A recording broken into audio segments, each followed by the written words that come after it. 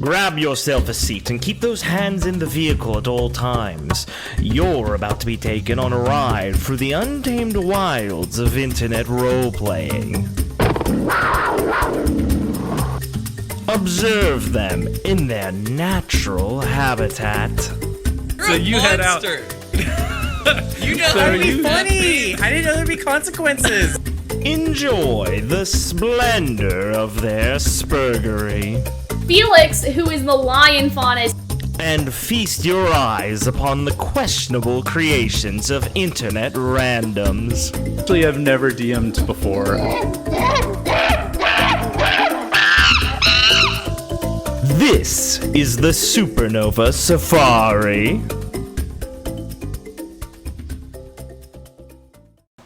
Hello, everybody, and welcome to the Supernova Safari. Joining me on the ride today is Blake.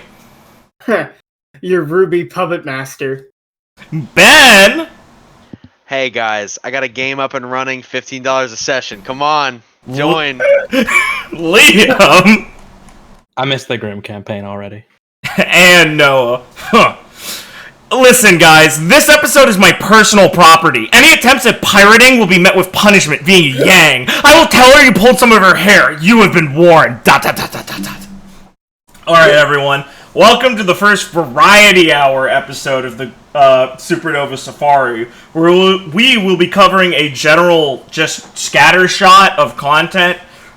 Today's current theme of content we'll be covering today is bad RWBY RP characters. Yes, that's right. Gathered from many websites, Roll20 included as a great resource. But I figured if we were going to go down this train, we should probably bring you all in on something that's a bit of a classic content provider, which is known as the RWBY Fanon Wiki.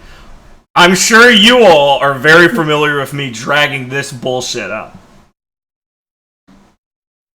Yeah. You talking to us? Yeah, you fucking guys! I thought you were still addressing the viewers. Yeah, the RWBY, Yes.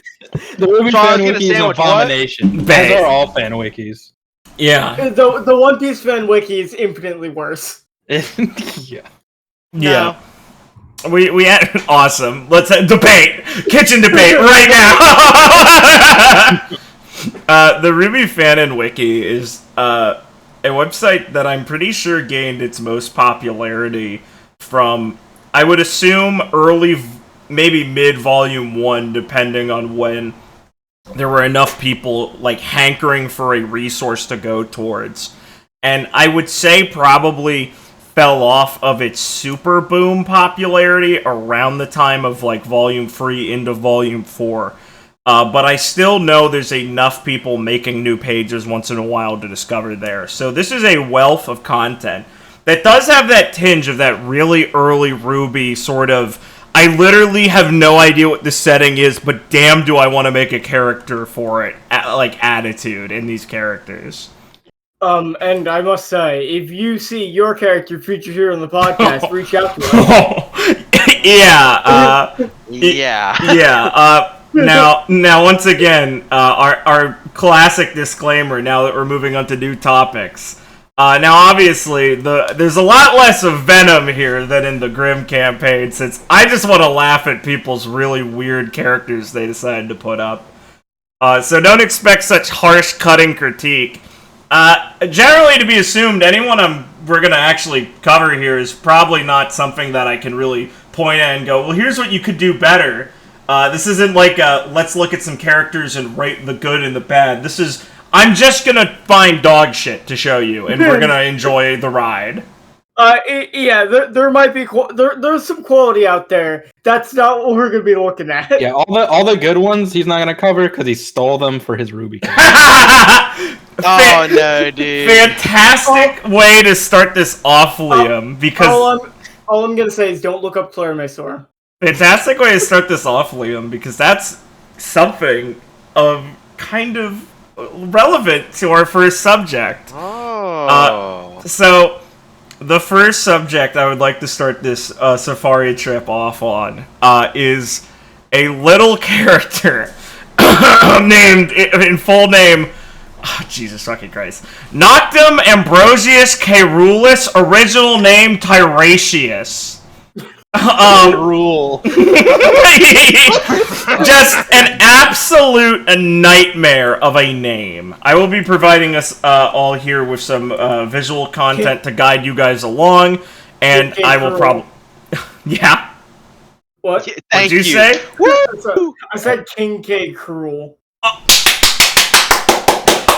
Everybody, big hand. Let's fucking go. Yeah, I'll be providing some visual content for you guys, and those viewers at home, I will probably be posting some things up and below. So the trip down this memory lane is a character I discovered with a friend of mine, Alex, a long fucking time ago in the RWBY Wiki. And Noct here is the pinnacle of perfect intersection between so much content, actually legible, and very confusing. And I have such a dedication to this character that I attempted to port in the idea of Nox into my own game. And of course, you would remember Nox from Team Vine. I was inspired by this awful fucking character that I had to include him. Long ago, when the Records of Remnant was just a little blip in my mind, I said, yes, whenever the Vital Festival happens, when I need filler characters for other teams, I'm gonna put him here. I want the overly edgy, pointless, like, weird backstory character. And of course, that idea kind of matured a little bit into something sustainable that isn't just a joke I had. But this is where this passion originally started. Now, who would like to take the reins on the first drive-by of reading some of Nox's content? You gotta do me a favor and give me a link or a screen share. I'm gonna give it to you. Don't worry, man. Why don't you pick someone? Yeah, I'm gonna give it to Liam since he spoke up. Alright, Liam, can you please read me Nox's 2 quotes here that on the website, these are the first quotes on the header page for his character. Would you please give us a rendition? If you're quite done talking, I have a job to do. And everyone's favorite. Morality is the crutch the weak use to justify their inaction. So immediately off the bat, we're met with a very good little echo chamber here of the character we're going to be working with. Yeah, Crow Grind one. I did my best to channel Eddie's bootleg Crow Grand one. It's fantastic. Let's learn a little bit about Nox's personality here. No, dude. I love this character. I'm sorry. It's so Noctum has a tendency to be... You wanna fucking talk over my reading, Ben?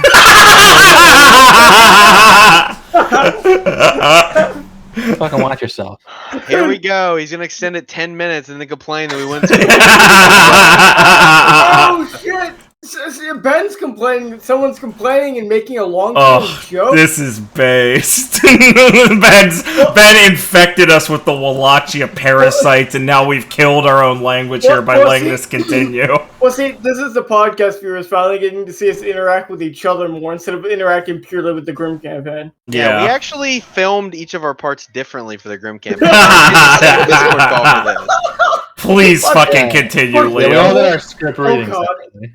We didn't do a panel. I was fucking spilled my coffee. Awesome. Please continue, Liam. Or do you need me to cut this out, Blake? No. Keep it in. No. Nice. Perfect. Awesome. Alright. I shall begin. Noctum has a tendency to be distant at the best of times, and more or less a sociopath at worst. Sorry, a total sociopath at worst. Awesome. Severe emotional trauma tends to do that to a person. He eyes the general populace with mistrust, has an almost pathological dislike of anything nonsensical, and tends to go with the brevity is the better part of valor response. Like, you have to understand, when you come to the Wikipedia page, and this is your first paragraph you're reading, the author clearly wants this to, like, stick with you. What a powerful start. That's one thing I like.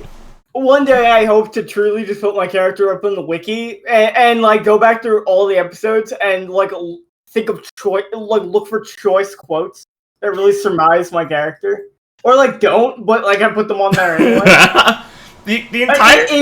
Oh wait, sorry. I just thought of it. I have a good viewer question. If you have any memorable quotes from any of the main cast, please. Here's something I want to do. Fuck, I can't get someone else to do it for me. Awesome. That's a really good.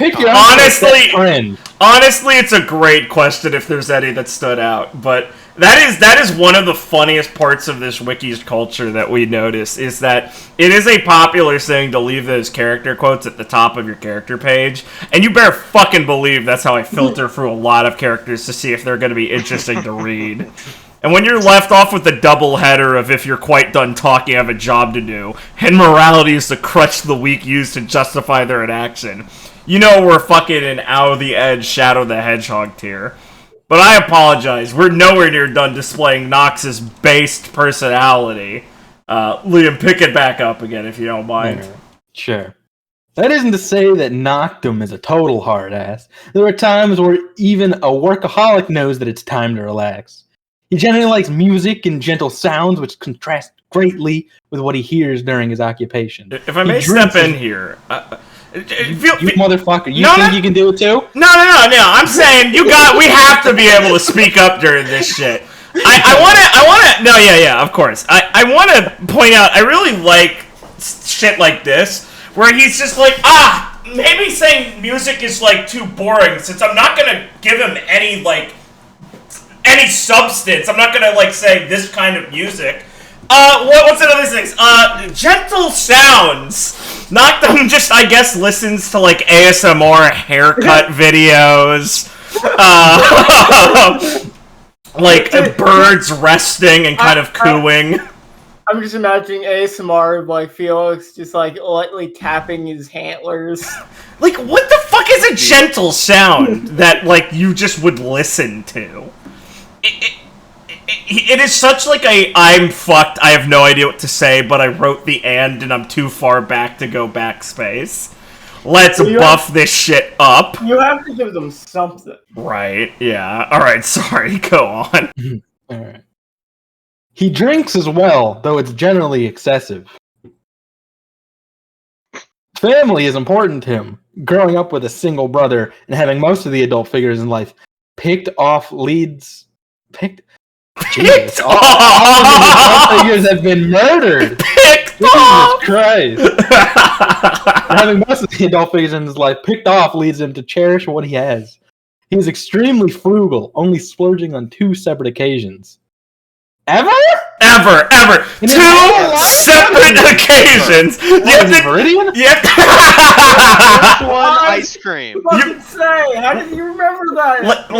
That is so fucking funny that it's like, it's so specific, yet I don't really think that's ever covered what those 2 occasions are. So he's just throwing it in there, that in his life he 2 times went, I guess I want some ice cream. Let's go, guys. You know what? I guess I'll indulge myself this time. You know what? 2 Happy Meals. Someone got the toy car. Hey, whoa, where you going with that? No, give me another scoop. As everyone at the table rips their head and goes, this is the second time in Nox's whole life that he splurged. Everybody turns their head and goes, Yeah, no. It's not just like that. They comment on it. They say the line exactly as written. Yeah, exactly. Because that's the only way to convey such information. Yeah, obviously. Remember, if it's not directly as written, it will get confusing. You have to do it exactly. For anyone who listens to our show often, I'm sure plenty of you probably aren't super familiar with actual text RP things. The RWBY Fanon wiki is mostly a repository for characters that are just made, but they do have some sections where they attempt to do forum-esque RP stuff, and that is a completely different ball game towards any sort of live tabletop game experience. The RP by post people, I don't want to call them villains, because obviously it's a great hobby for some people. It's easier for a lot of people to get involved in, and it can, work in some better players, fields, like people who are less confident about their portrayals of characters outside of just like writing them down, or people who are like, I fancy myself a nice writer. But you lead to these situations where you're just reading this personality section. It's like 5 fucking paragraphs, and you're really wondering where this shit's going. And you have to wonder, like, what is the point of saying some of this shit? Like, he gets into personality, decides, like, I don't know, I'm gonna make it sound snappy, and then, like, I'm kind of halfway through this sentence, and I'm talking about how he listens to music. And you're just like, dude, I think some of this is chaff. A bit. Just a bit. A little. Yeah. No, if you make a character on a fucking wiki, you have to go through every day they ever lived. This do is we fact. really need to know Claire's eyes? Do we really need to know? What's wrong with her eyes? Also, a slight tangent. What I love of the One Piece fan wiki is that they have like actual quests and adventures that like some characters are involved with, and it's so difficult to parse. They have arc names too, dude. Yeah, Beautiful. We cover the One Piece fan wiki, I might have to subject myself, and I'll probably have to include someone else to it, for surveying some of these storylines. Because I really wish the Fanon Wiki had this same level of organization where they have, like, group event stuff, but luckily the RWBY Fanon Wiki has its own strength of amount of fucking characters. I hinted earlier that it isn't as booming anymore, but there are still at least a good 1,000 plus here. And it is a fucking nightmare, sifting through RWBY character names after a while. Noctum Ambrosious Caeruleus, his original name is Tiratius, didn't give it away. Some people kind of lose their fucking handle and just go off the road with this stuff.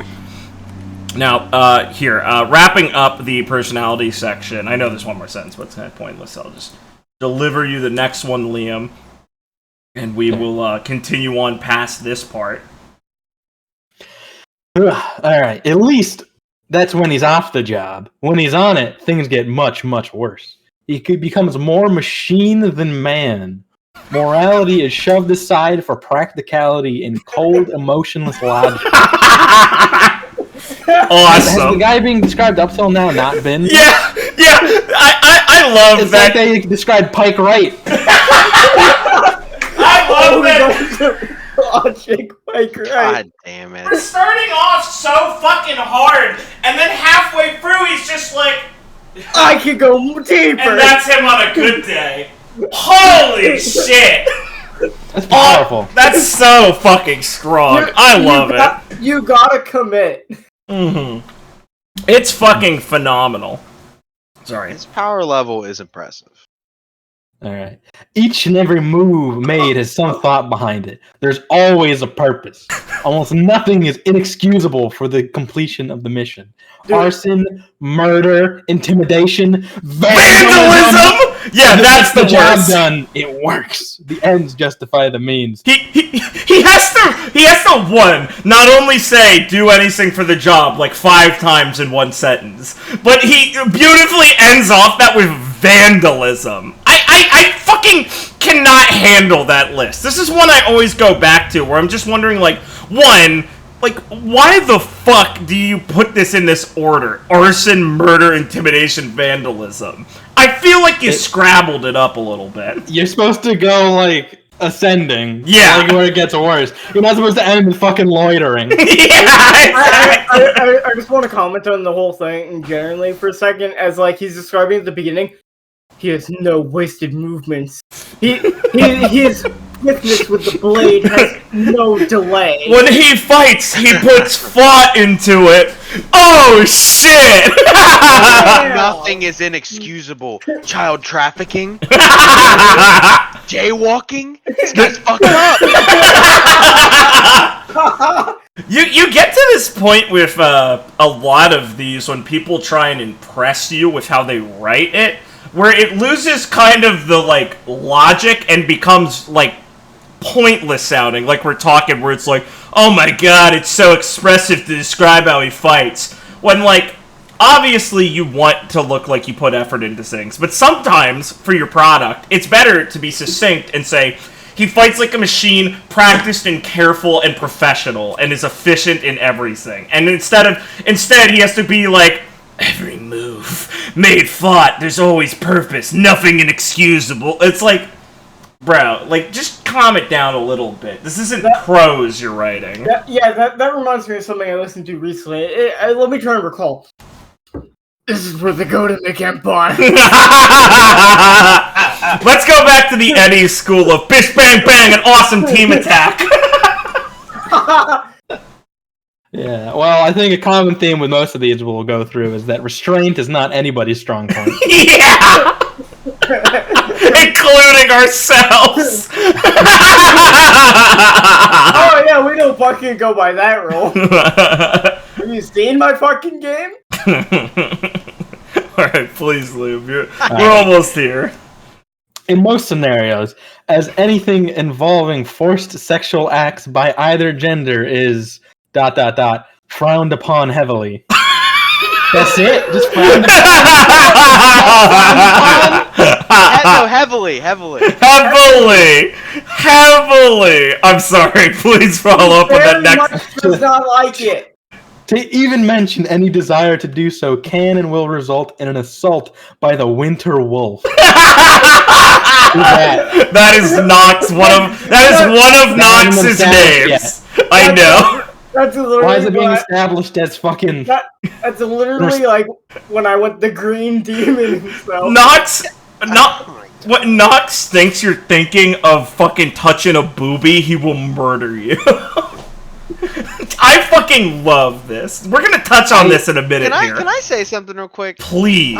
Imagine being on this forum RP, basically, right? Yes. Where you're in a world, you're in a shared world with other people, right? You're yes. Playing by post, as it were. Of course. And you just out of nowhere have to accept that there is a winter wolf because he posted and the GM liked it. And now your character is now aware that there is a masterful assassin known as the Winter Wolf who is so up for anything except for thinking about boobs. And in which case you will be murdered. And in which no case rape. You will be killed. You will be killed. It's, no, I'm sorry. It's frowned upon heavily, so he'll like dock your pay. when we're describing character traits for characters, do we need to like put in the obvious of dislikes rape, hates murder? You might be skipping ahead a little here, but under his dislikes list, we do have the iconic line of dislikes. People, loud noises, idiots, academics, and rape. Awesome! Awesome! No, he fixed it. He started building up to the most extreme one. This is one of the things I think of when I think of fan RWBY characters that are shitty. Nox is so ingrained in my brain. The fact that he puts in his dislike list that he dislikes rape. It is so iconic to me that this character has this, like... it's weird to call it an obsession, because obviously most people, as we've covered, don't like sexual assault in any form, and would be against it. But the fact that he goes to such manner to point it out reveals his fedora tipping, and also does this weird thing, like Ben was saying, where it's like, once this guy's entered, people are canonically associated with the idea of the Winter Wolf. Makes it seem like, well, now the other guys didn't explicitly say they dislike rape. Is that to assume other characters on this wiki are neutral on it? Like, you're setting a weird precedent by enforcing that. Yeah, they only slightly frown upon. I have to say this, because maybe this is on us in a sense.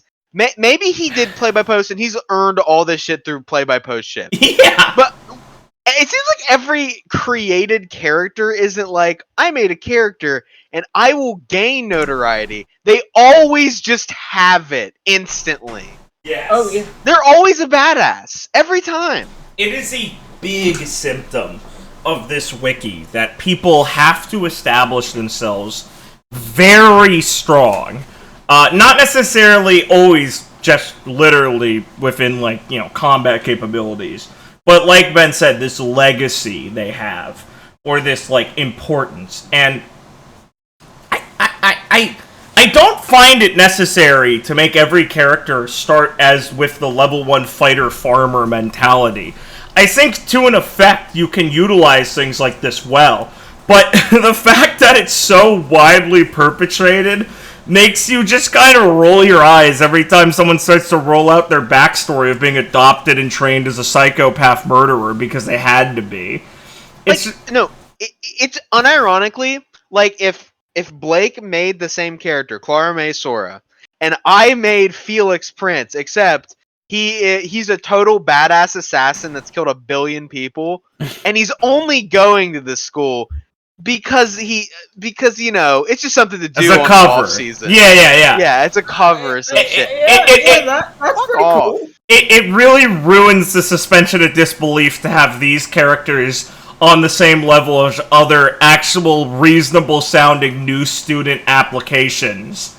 And it makes you wonder, like, how do you justify these two being on the same level of each other without my immersion shattering? So, Liam, what does Nox claim the act of sexual assault is? He cites it as being a complete and total offense to nature. Very few have ever accused him of being soft in this manner, though his dislike of sexuality in its own right might lead to some interesting events. Oh, so he's just a sex freak. It was never about rape. He just hates sex. Play us off here, Liam. Last sentence. All in all, Nox is a very complex individual. Yeah, I'll fucking say. What a winning personality. If your personality description ends with like a paragraph dedicated to your character's dislike of sex out of your 3 paragraphs, maybe focus your profile elsewhere, because I don't think this is putting your best foot forward. Now, why don't I, guys, give you the summary profile of Noctum Ambrosious Caeruleus, original name Tiresias's profile.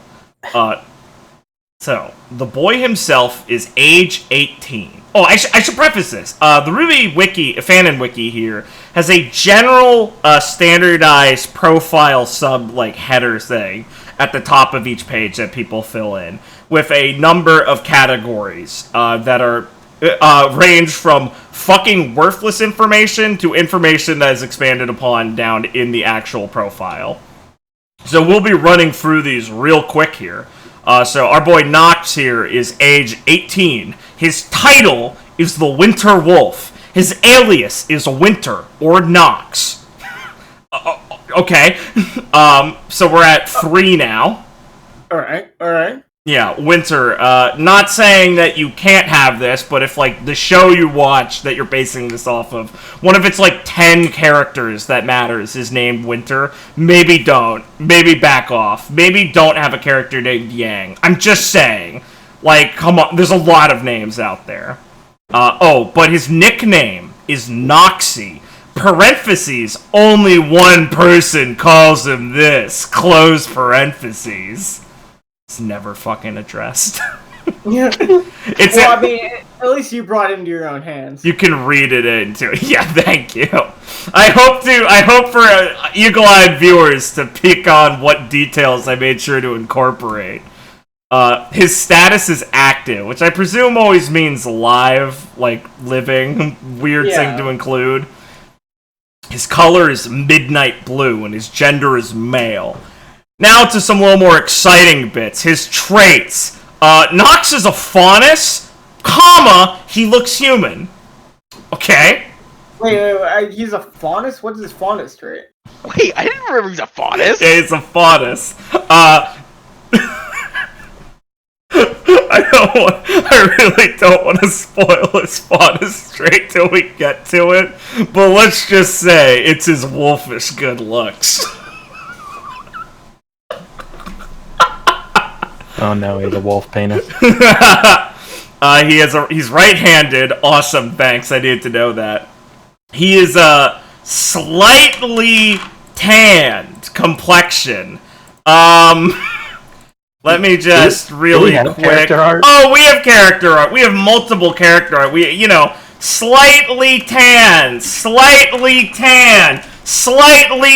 complexion. from his multiple pieces of character art. Yeah, these are all commissioned. So you had all creative rights. Slightly taken. I don't know if that first one's commissioned. Okay. Created by himself right there. Fair. I think my MS Paint job is a little bit better than that first one. So, never understood Slightly Tanned. Pretty awesome, dude. He is a pale as a sheet. I don't know why he would be tan. Kind of go against your, like, fanatics thing, right? The Winter Wolf. Yeah, seems antithetical to your look, but hey man, whatever. You clearly don't actually mean it. His hair is black with dark blue tips. His eyes are midnight blue, ring of amber around the pupil. So fucking cool. Holy shit. Why? His semblance is called Chill, and we'll get into Chill later. His height is 1.8 meters, so he's 6 foot even, and he's 150 pounds. So, in the professional status section, he went to Beacon Academy. This is awesome. We'll get to it later. His team name is Vine. Yes. Yoink! I didn't realize that. Yoink! You son of a bitch. Well, you guys know him by his more famous team name, which we will cover later. Spoiler alert, Nox, this character, has gone through a lot of revisions on this wiki due to some, admin critiquing, we'll call it. And we'll cover that down the line. Oh, this guy. Yes. The RWBY Fanon right wiki. Yeah, Blake, well, yes, as Blake is saying, the RWBY Fanon wiki admins are, they're characters in of themselves. His partner on this team is someone called Victoria Von Adelbert. I don't believe she actually has a wiki page on the Fanon wiki, so that's cool. It's very cool right there. Okay, his occupation is mercenary or student. Cool. He is, let's see here. Right, personal status. He has one of those just has a super long name. He has two relatives, Umbra Sylvae, his brother, and I don't know who the fuck this is. I think it's his actual mother. Wait, are these two different people? Why are they like this? Diana Tenebris and Nero Caeruleus. Haha, yeah. Fuck, God damn it! It's because the only time I read this was at fully was at 3 a.m. years ago. I'm funny. So you were going to get me every time with a reference that I just didn't remember. What can I say? I'm a funny guy. Okay, now, as for his additional info, this is my favorite part. He's got some likes and dislikes here. His likes are getting paid, silence, contracts, cooking, and music. Can I ask something? Yeah, what's up, dog? I want to ask the field. You believe that getting paid should matter to this man, based on what we've read so far, in that he has splurged twice in his life. Nox loves money. He likes amassing money. He's like a dragon. No, yeah, he loves amassing money. I'm just so confused. Well, because in RWBY, it's not like you get gold coins. You just get Lien on your credit card. So he looks at his bank account and the number keeps going up. Yeah, and he's like, fuck yeah. He's like, yeah, I score. He's like, yeah, this is my XP. I love that's the thing. He splurged, and then he realized the number went down. He went, what the fuck was that about? And then he did it. Yeah, it took 2 times to establish the pattern. He's a real scientific man, you know? Exactly. What a smart character. What I'm sure it's somewhere on here. IQ like 300, right? What a renaissance, man. Yeah, of course.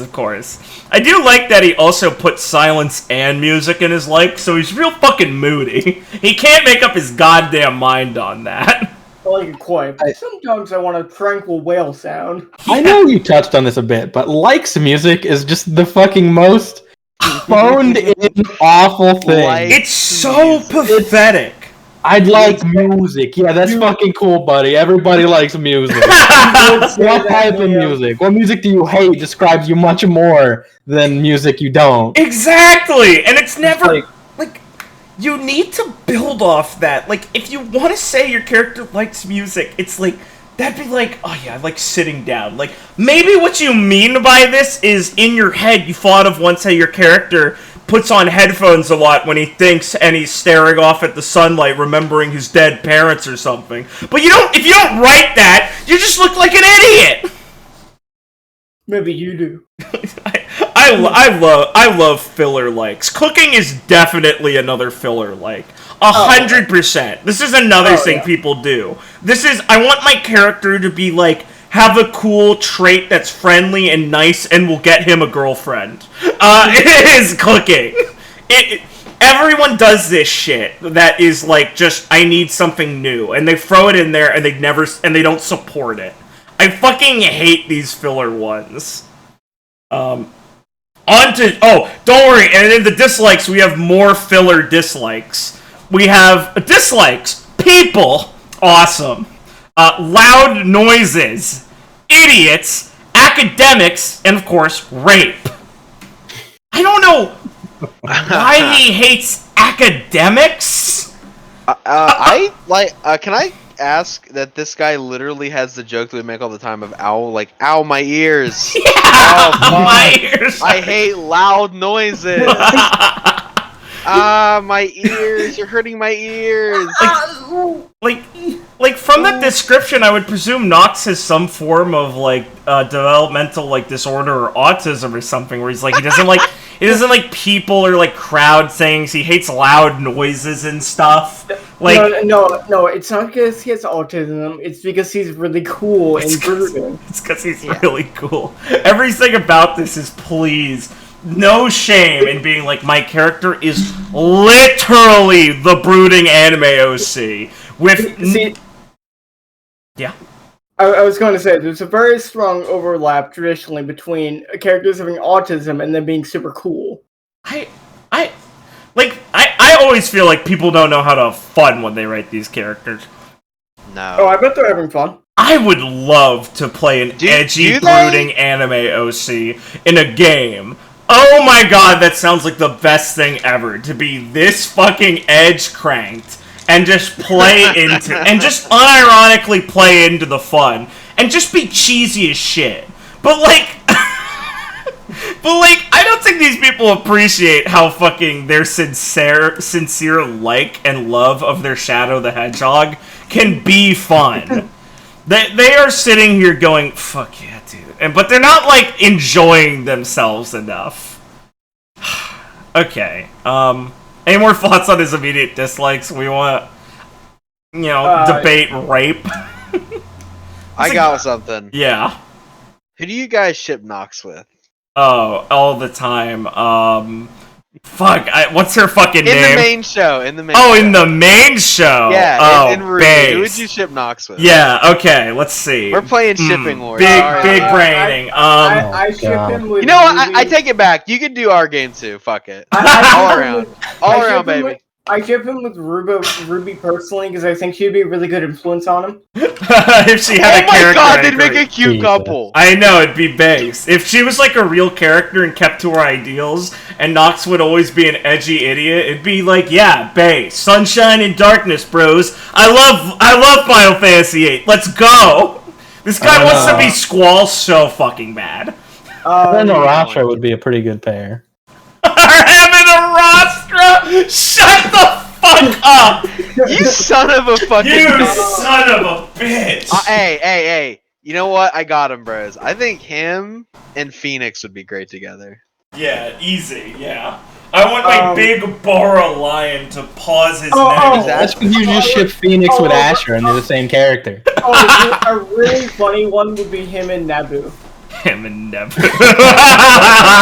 not him from Noah's Game, like him from the wiki. Him from the wiki! Yeah, Wiki Nox versus Noah Nox. Who is canonically stronger? I will say right now, easily Noah Nox, because Wiki Nox decides something down here that's really autistic and makes no sense. Let me cover this really quick here. His special skills are CQC Specialist, hand-to-hand combat. Need to preface that, I guess. stealth, and lethal combat. Yes. Right. I can't hold back non-lethal damage. I turn into a fucking retard if I have to. And here are his weaknesses.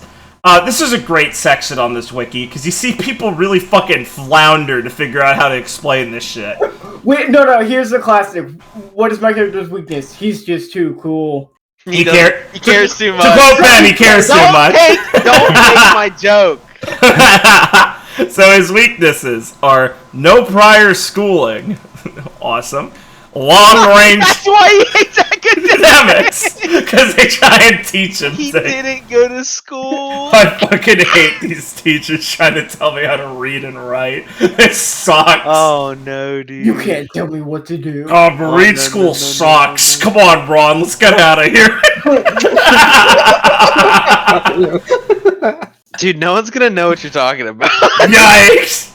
Well, Okay. there's at least 3 people that know Ron D. Brooks. Okay. One of his weaknesses that this weakness, locked aura, parentheses, no longer locked. So I guess it's just not one anymore. What does that mean? Well, it means he didn't have his aura. So he sucked. So he sucked. That's everybody though, until they do. He's like a master assassin. Yeah, he did that with no aura. Fucking Jesus. That's how Christ, awesome he is. That's how strong he is. Did he mean semblance? No. No, Liam. He What? didn't. Well, doesn't one kind of mean the other in this case? Like, if you have locked aura, you... Well, yeah, obviously, you're locked or you don't have your semblance, yes. Does Yeah, he you can know have a that? locked semblance without a locked aura.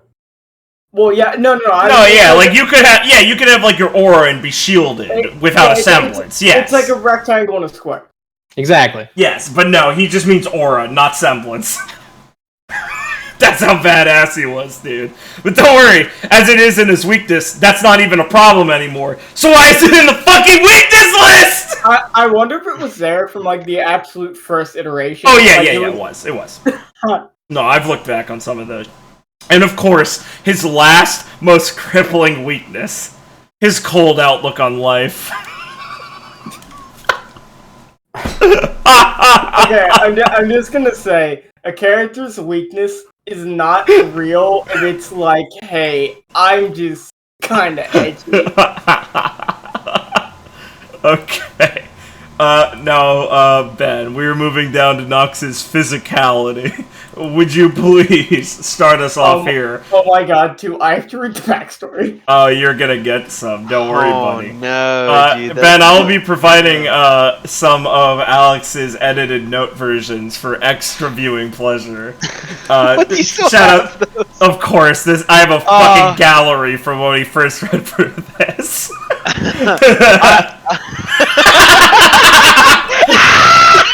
Okay, give me. Now you see why I included them, because they're very funny. I will be also reading Alex's notes. Thank you. Because these are too good to pass up. Okay, physicality of our guy. He has a moderate tan skin tone, to which Alex replied, is he tanning more as the page goes on? He has a moderate tan skin tone, with the build of a runner. Slight fat, and more corded muscle than anything. Getting shot at, stabbed, or otherwise almost killed for a living tends to do that to a person. His body is compromised.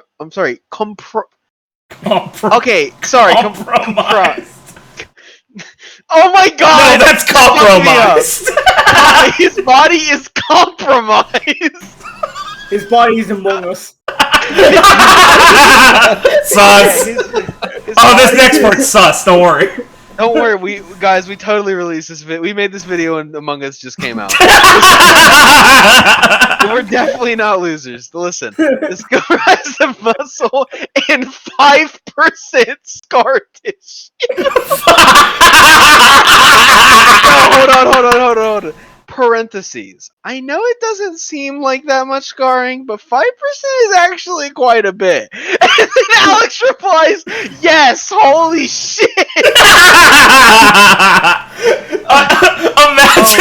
Imagine saying 5% of my entire body is scar tissue. You look so fucked up! Alright, here's something else. Runic, Grimm-like tattoos are etched into his upper body, along with some dust-infused scars. not dust-infused tattoos, dust-infused scars. No, there are runic tattoos and then dust-infused scars. I'm just sticking fucking dust in my fucking 5% scar tissue. I am a fucking light bulb. Hey, wait a minute, Felix, that's what I did. Felix, I'm just gonna shovel fucking dust in. This is one of those things in like the early days of RWBY when people just like, I don't fucking know how dust works. We're just gonna go with it. And like, it really pains me that a lot of the writers just went, yeah, that sounds cool. Like, dude, dust-infused scar? What the fuck does that even mean? What am I supposed to assert from that? That you glow? You're fucking sky-high Zach? Like, what the fuck do you mean? I don't. What do these tattoos look like, Ben? Okay. The tattoos look almost like black or blue fire and extend down from his shoulders to his upper arms, chest, and back. You can see it barely poking out above a shirt he wears as one of the flames reach up to his neck. Awesome. Hold on. Also not Stop. pictured his character. Stop. Yes. The tattoos are a mark of shame of a time when he was unable to fight back. And Alex just puts 3 question marks. What does he mean by this? What does he mean by this? Explain! He has to elaborate on his backstory, right? So the best part of Nox is there are a lot of backstory details that were lost because the wiki admin said that's not okay, canon compliant. So there are things that are lost details in the older editions you can read and kind of get what he means by that. But because of this, there are some details he didn't really take out and he doesn't really expand upon. Thus, bringing up my first, that's right, game theory of the episode. Game theory. Nox was raped. This is why he hates it so much. And these are what these scars are talking about. I definitely can see that might not be wiki compliant. Yeah, fought. The actual reason is not that, understand. The actual reason is even more epic than that. But that's the only explanation we now have currently. Allow me to... This is really stupid. Yeah? This is really stupid. What do you mean? That's really dumb. Like, come on. That's so... Like, I think there's a bet. Look, call me gay, but there's probably a better way to do that than. I mean, come on, dude. Come on. Really? You're gonna write it like that?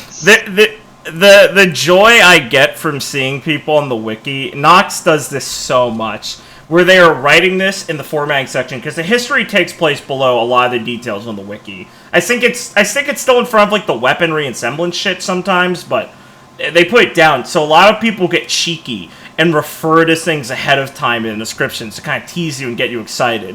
But Nox does it so much, and the fact that some of it is removed just makes it so confusing. Like, there's deep lore. Like, you're reading a Dark Souls items description. And having to put this idea together. Nox really is the Dark Souls item of RWBY characters. He fucking really is. Alright. What, did you send me more shit?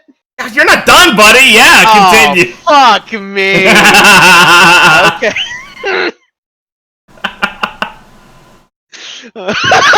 Okay, give me a second. I'm sorry. I love Alex's notes. They're so good.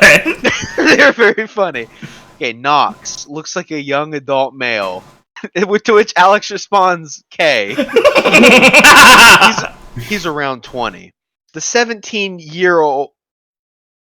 Yeah. Oh, I'm sorry. He looks like a 20-year-old, but he is 17. Yes. Okay, whoo! Thank God he's young and relatable. But his official age in the description is 18. So. Yeah. I'm sorry, but I have to do this. Because even before even before I started hanging out with you guys, I always found this funny thing about OCs. Yes. They're always within a certain age range because, as I like to put it, they have to be young and relatable. They You have can to never find me an OC that is over 30. No, Please. just never. Please. Even outside of a setting, like RWBY is like, okay, they're young kids. It's kind of like this thing. They go to a school. Like, I understand why they're in a group. But even outside of limitations like that, it's always the same. Anime teenager year. And they always they're always still in the teenage years, but they always look a bit older because they're cool. And they've always done 1,000 things. They're always like a master assassin at like fucking 16. It's awesome.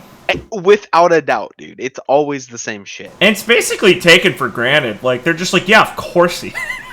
Of course he's 16. Of course. Fuck off. Anyway, the 17-year-old stands at 1.8 meters, parentheses, 6 foot even, and weighs about 68 kilograms, parentheses, 150 pounds. He has a strong jawline, and regal facial features. From his character picture, I can tell. Yeah, he cuts exactly. It. Oh, but get ready. Not breathtakingly handsome, but not ugly either. A roguish prince. Roguish prince in a form. No, it's a roguish prince. He's a roguish prince. Wolfish good looks. Oh no! Listen, his eyes are the color of blackened sapphire. To which Alex responds, "So black." With a small ring of amber around the pupil. Cool. Yeah, like the Dark Souls. Like, awesome. Like, oh my God, yeah. that's awesome. It's so cool. Like, the hair at the top of his head is black.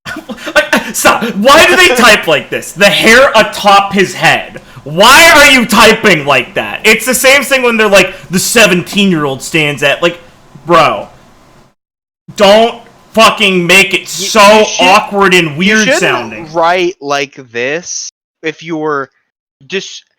Okay, so this whole paragraph's point is to describe what he looks like.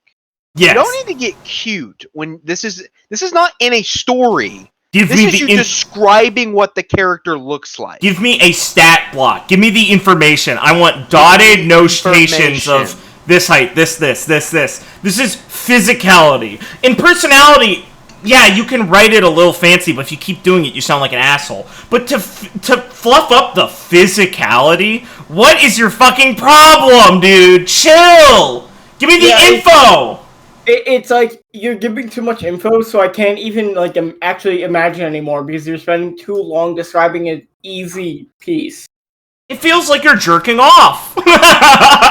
You probably are. Like, listen to this. Listen to this sentence about his head, and imagine a guy just being like. Okay, get ready for this. Let me start over a bit. The hair atop his head is black, with streaks of midnight blue throughout. It's cut short and styled messily. Or parentheses, or rather, not styled at all. Oh, he's all in all, quite a noticeable person. But quite possible, the most noticeable thing about him is the scar across his face. A 6-inch slash going above and through his left eye, ending at the lower portion of his right cheek. The wound missed the eye itself, to which Alex responds, ? Asking, what the fuck does this mean?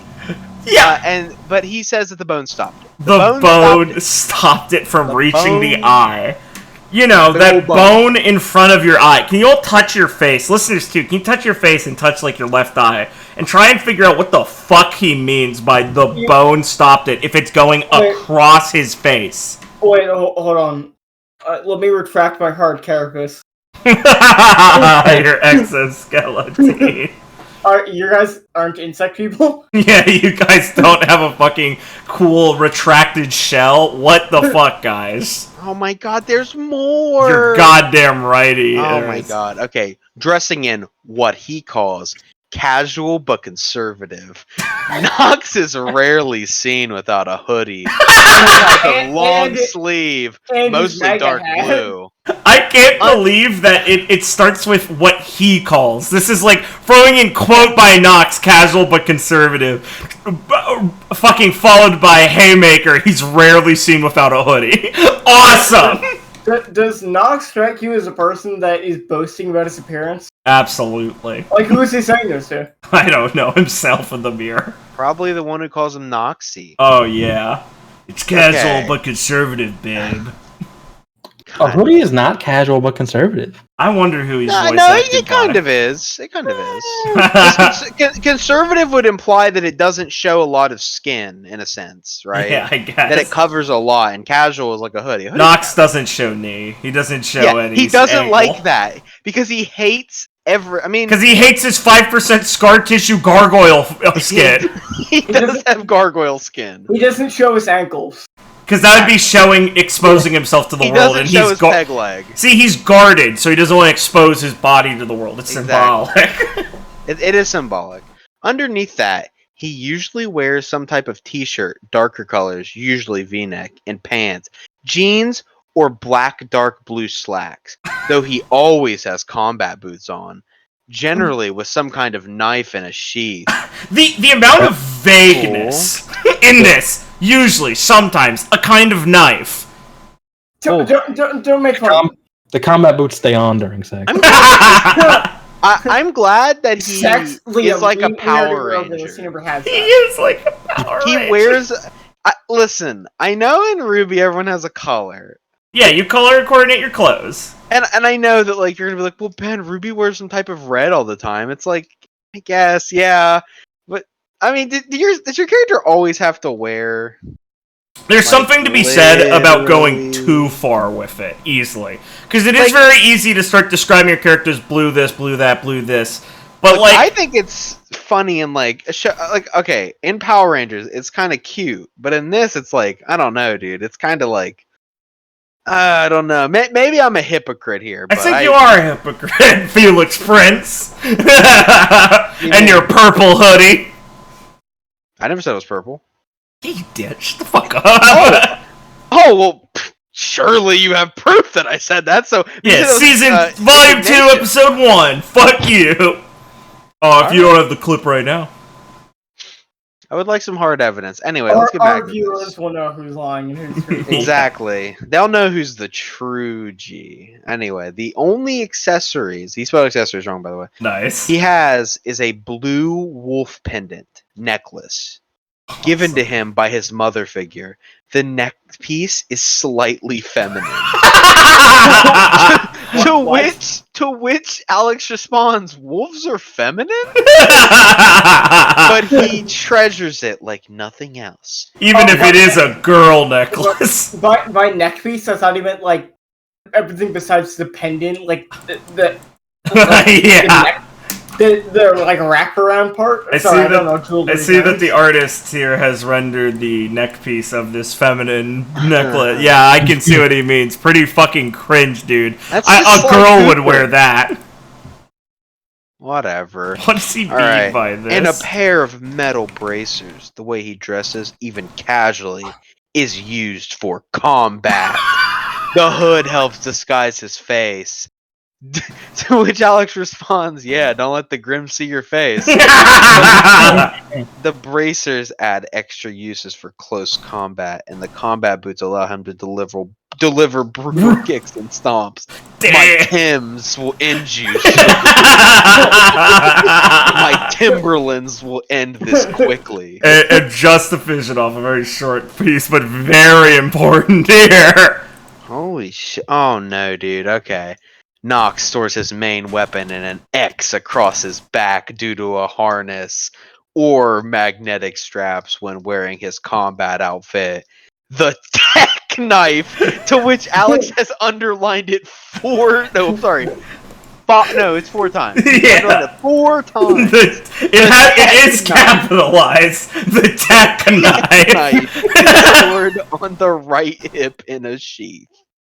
And here we have another piece of Nox's art, just for everyone's viewing pleasure. As noticed, still not tanned. Wait, nowhere near before tan. the incident. Before What's the the incident? incident, I'm sure we'll find out. I'm sure we will find out. Blake, Well, maybe the incident's where he got tan. Oh my god, still nowhere near dead. I'm gonna. Oh, me, dude. This guy's a fucking G. Alright, Blake, are you ready? Because you have a very important part to read, which is Yes, the I am backstory. Alright. Okay, everyone. You've learned Nox on as a shell. But let's get ready for the man himself and what made the legend. History. Okay. I would like to also now note. Now, you guys are gonna laugh at me, but I'm actually dyslexic, so please. Yeah, we're gonna laugh. Everyone in the comments say at this timestamp, lol, Blake is dyslexic. Yes, own him. Patience, please, if I mess something up while speaking. Because I'm reading, and that's hard. No. History. Now preparing the history of Noctum. History. Noctum was born. Tiresias Caeruleus to 2 hunters. I'm glad I started Blake off immediately with Tiresias Caeruleus. I have dyslexia. Tiresias Caeruleus. Fuck! Please note the hunters. Yeah. Oh. Hey. Now I know I said I wouldn't give advice, but remember, guys, if you're ever interested in RWBY RP, any reason for a D&D Fora, I won't judge you. But remember, never. They are not hunters. That's Hunter x Hunter. They are huntsmen and huntresses. If I guess you can say, people sometimes say huntresses. I just use huntsmen because as like I bounce between them. I guess fair enough. You're not a You're not a hunter. Hunters kill deer for food. Huntsmen kill Grimm. It's a profession. Please don't mix these up. So these 2 deer hunters, Yeah. Tenebris. You got it. A wolf faunus who excelled at close quarters and stealth, and Nero Caeruleus, a tactical and mid-range based huntsman. Now it's a huntsman. Based. Yeah, they switch over to it. The two's union caught many an eye, but not all was good. Like, people are up to date and being like, oh my god, they're gonna produce offspring. Like, what does he mean by that? Are the right sections Alex's comments? I've never Yes. seen them. Yes. Based. 2.5 years after his birth, he was taken from his parents by a faunus-hating terrorist. The criminal had hoped to ruin the hopes of those who would mix faunus and human blood. The 2 parents, enraged upon finding the missing crib, he stole the whole crib. Comments. Yeah. Cracked him down and killed him. Awesome. Threat eliminated. Damn, got him. Where's the kid? We'll find out. Yeah. But by that time, the criminal had already hidden the child and the crib, I guess. The trauma caused repressed memories within Nox. Oh! Ticking all the boxes. Yep, Alex comments. Repressed memories, but those aren't real. So we're off to a running start here. Just like, I just love anti-faunus terrorist plan is to just kidnap a baby. Why didn't he just kill the baby? He was so like upset about it. I don't You know. can't kill a baby. I don't. Maybe you can't. I don't know. It's even more confusing when we understand, like what they mean by like he took the baby and where he ends up. So yeah. Like, did he just like send it down a stream like fucking Moses? But I want to comment on something. Please. So this might be just personal preference, but I personally do not like introducing this faunus-hating criminal who changes your life immensely and then killing him the next sentence. He was less than a vehicle. He was a footstool for this fucking backstory to step on and continue with.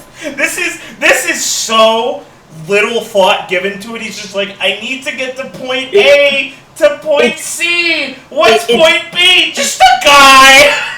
It's actually impressive that someone can write that down and think that is completely okay and not at all weird and jarring. I mean, if I'm being very scrutinous of like this, I'd say, well, man, I mean, I feel like you wrote those two huntsman parents to seem really cool. How'd they get stolen from?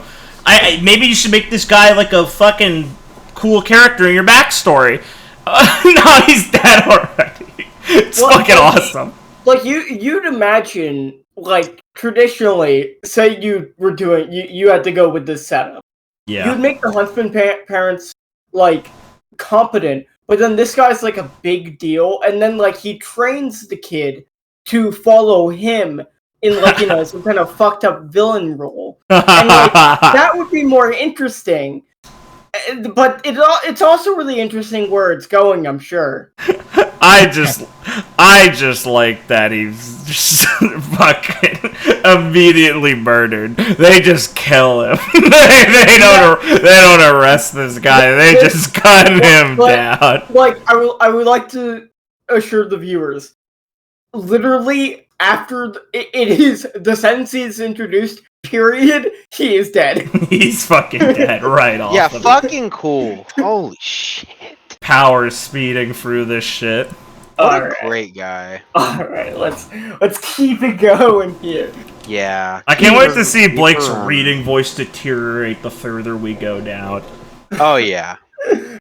He was soon after. He was sorry. Yeah, don't hurt yourself, please.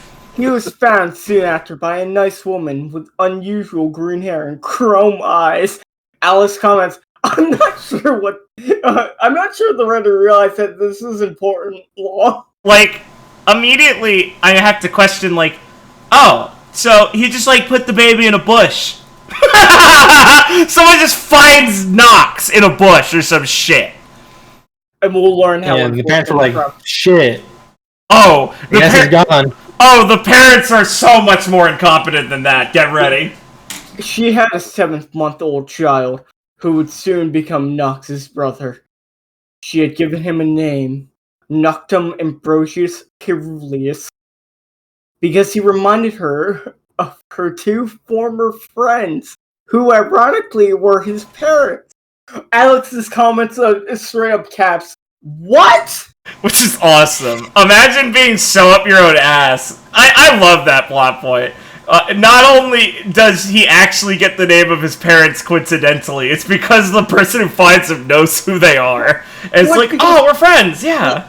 It's because it's completely and utterly insane. There is no fucking world that, like, everyone has to be mentally ill to not connect these dots. It is insane. Like, it's not like, oh, like, this lady found him in some coincidence. It's like, no, she was really good friends with his parents.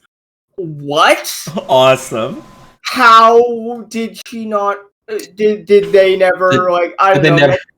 They never speak again and find out they lost their child? Yeah. And she found a child? I guess they're former friends. Did they never mention at the ice cream social they have every Sunday that they lost their kid? I guess it says former friends. What's that to imply? They had a split? Is it because this lady becomes homeless and they don't like homeless people? Maybe this is a capitalist critique. Maybe the parents killed themselves immediately after not finding out. 5 minutes. So, Ben, as the most seasoned writer here, what do you feel with the plot point? What? Ben? Ben? Ben? Ben? Ben? I guess I'm moving on. I've lost him. Shit. Yeah. They lived together for years, stealing what they couldn't buy to survive. And then she died during a mugging. Awesome! Again, character introduced, next sentence, character dead. Fucking sick. She's already dead. How many parental figures will this man lose? Oh. Probably more. Yeah. He wasn't kidding, they all get picked off. Jesus. Yeah. He was 6 at the time, and that hardened him.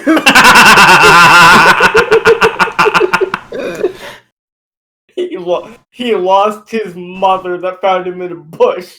That fucking I'm fucking black-pilled immediately. I wonder if the... Oh my god, I forgot this next one. Holy... Okay, Liam, I hope you're prepared. Okay. The next sentence. He was already a jaded child. Unusual for most, but that extended it.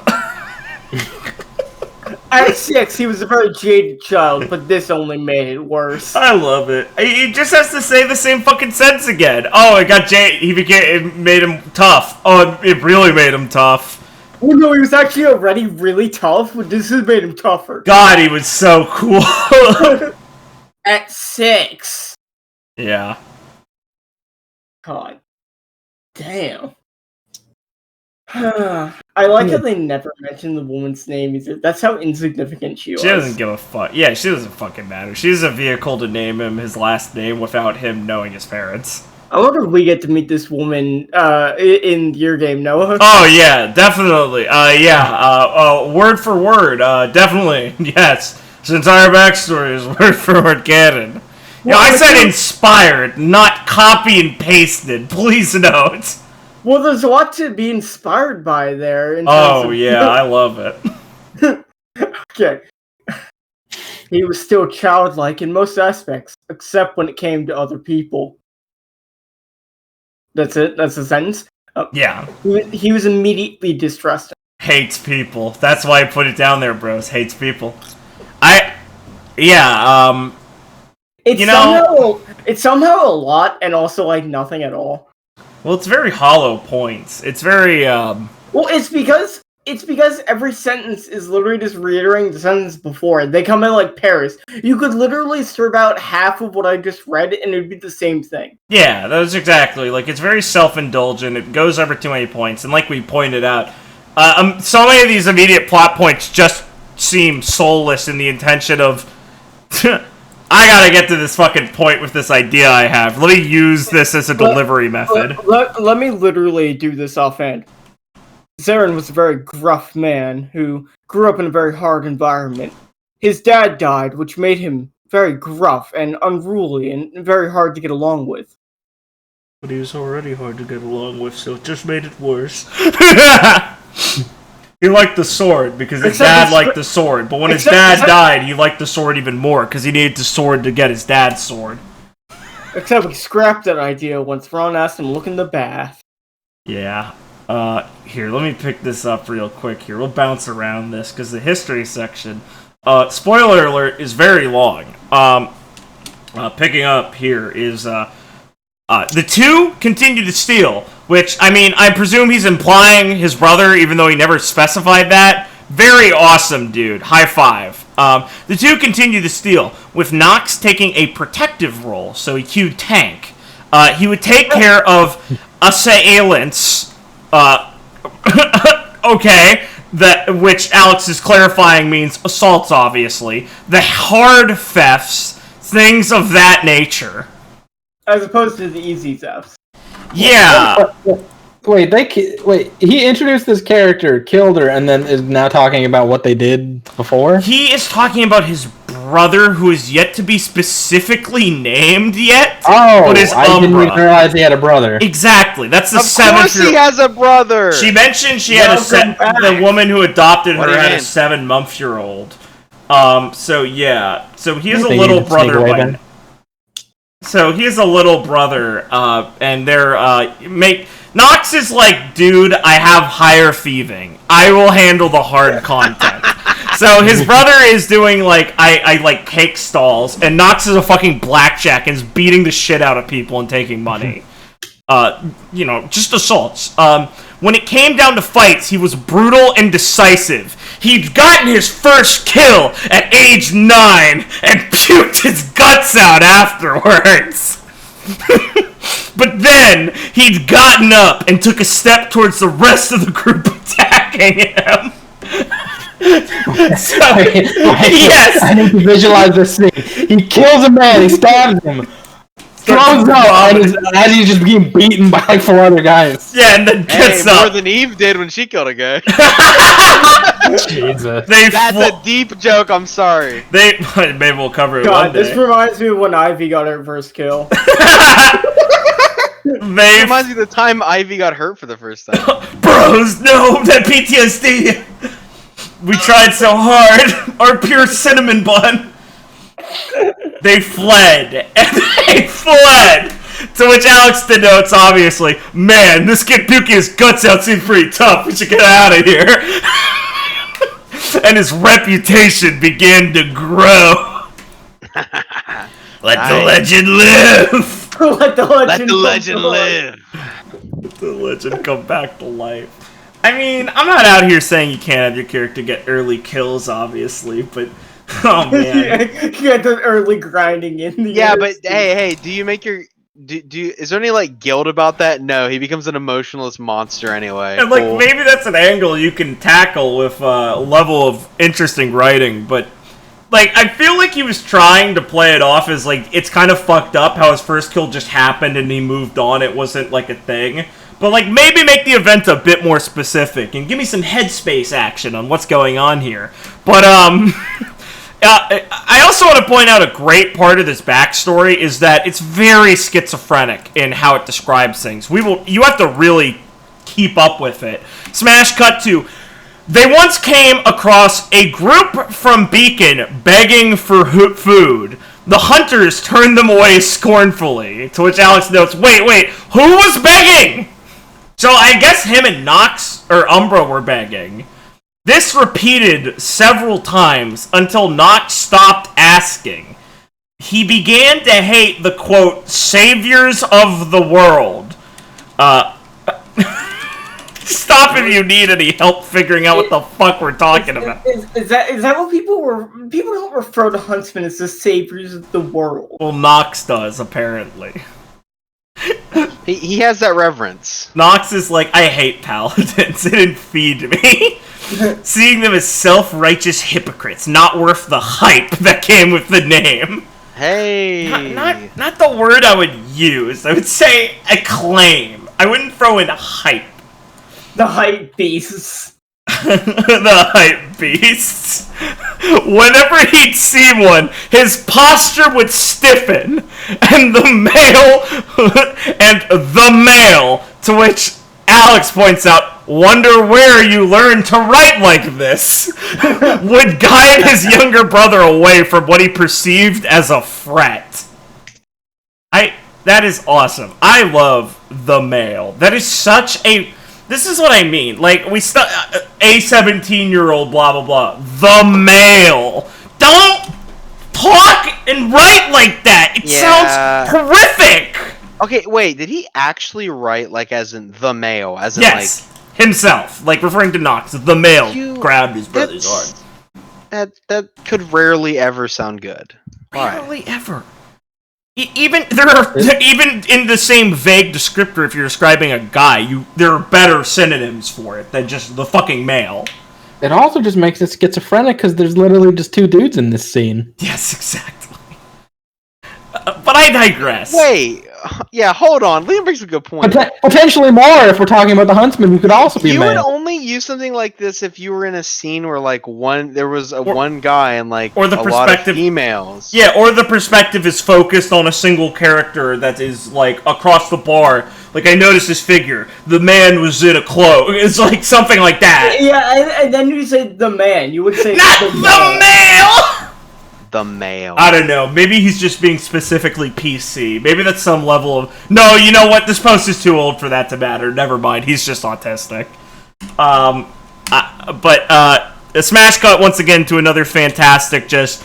fuck you, try and keep up. They lived like this for 4 years until an capital old man beat up a gang that was threatening the two.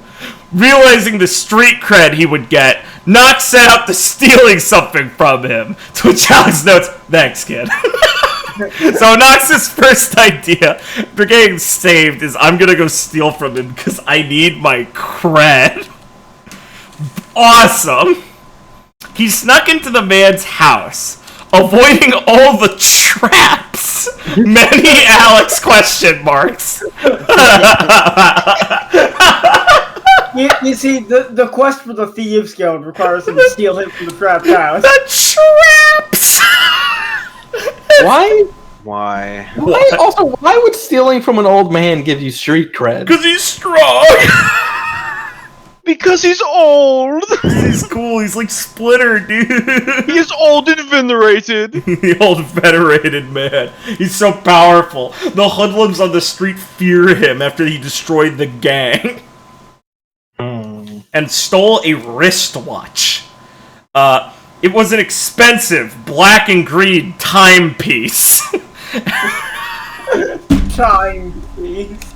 And he almost made out with it. Until the old man, now not capitalized, and addressed by his name, Borealis, turned on the lights. This time of year in this. Localized only in my trapped kitchen. He turned on the lights. Alex note. Curses! Foiled again! He was caught, but his victim recognized talent shown, so he told the kid to get out. Kicks child out of your house, says I recognize your talent, refuses to elaborate. Not a day later, he showed up in the rundown shack the two lived in. He basically told them to don't say fucking basically. You have the writing stick. Just say what happened. He might do this. He basically told them to pack their stuff and come live with him.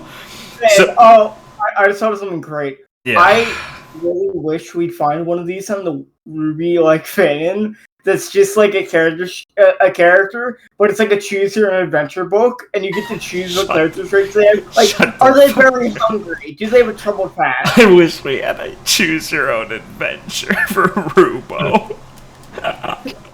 Not even a so started their training into the mercenary world. Nox was 10 at the time. 10? Yes, he's going to become a mercenary. Who'd you hire to kill JFK? Oh, a 10-year-old. Named Noctum Ambrosious Caeruleus, real name Tiresias. Tiresias. What's the color there? Yes. One of those is blue, I'm sure. It's not. Noctum is like black. It was Caeruleus, not like cerulean. Maybe. Yeah. Oh, yeah. I think it is. You're right. It was brutal from the start. Okay. Here is another part of where the Noct gets raped game theory comes in. It was combat, tactics, anatomy, and learning how to protect his brother. Alex note, solid curriculum. Who was learning negotiating and ranged combat. Umbra's a pussy. He's learning how to talk.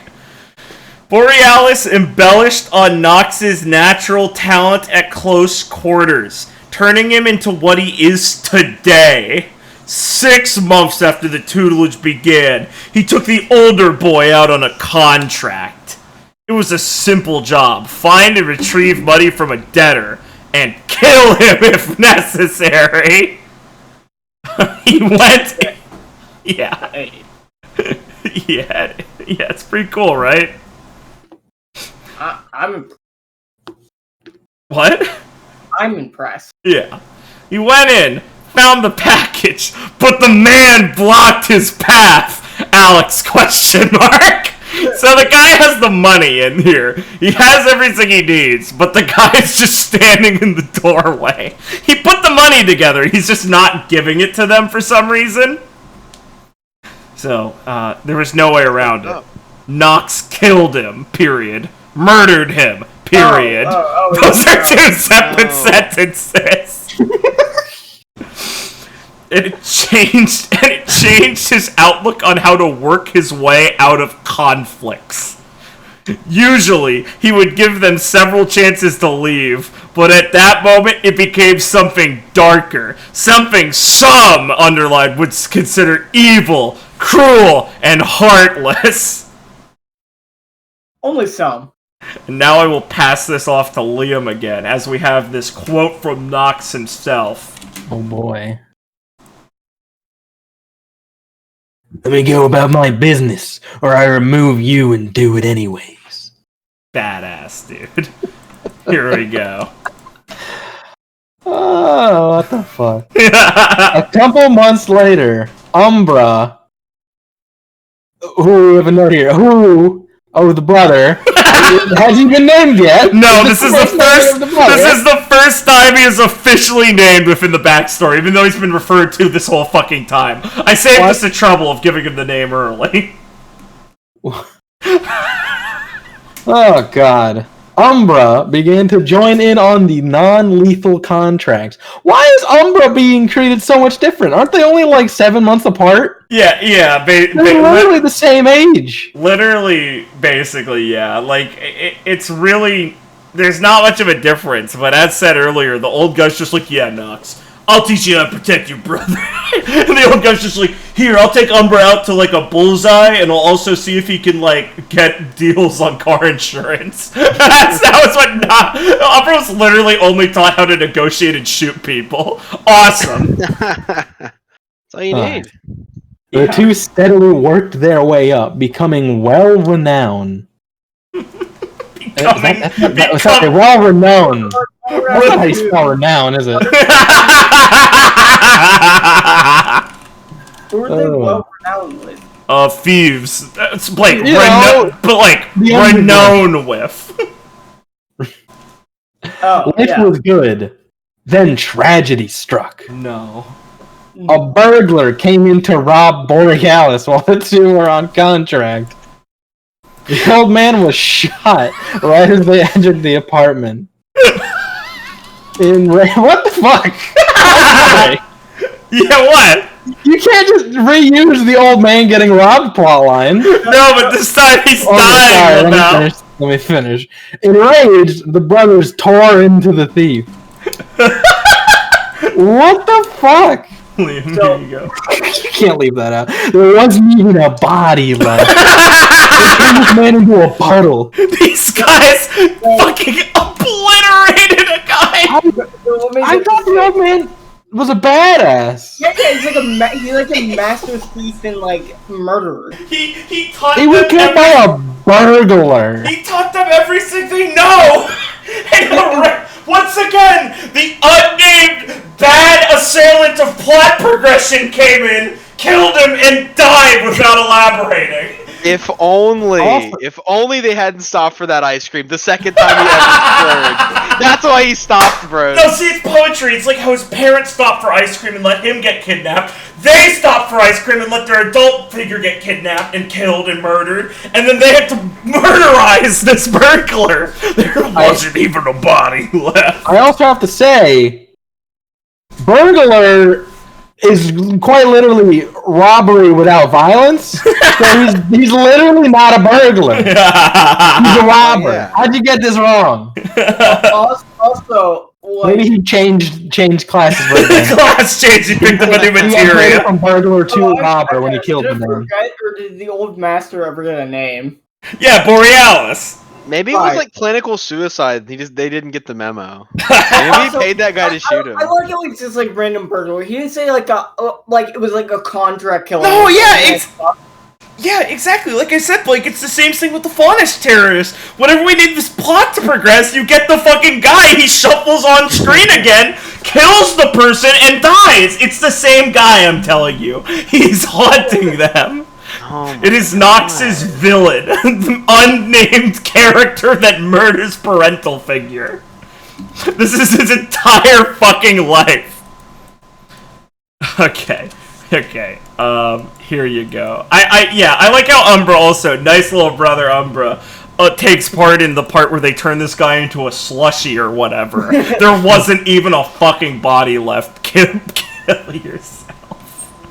God damn it. In Minecraft. Here you go, Liam. In Minecraft. Okay. Grief-stricken, they threw themselves into their work. Nox was actually the happier of the two until Umbra made a couple of friends. shit. Now, I don't like to talk to people. There's a charitable way to say that sentence, which is Nox managed better, but Umber got friends and then became the happier.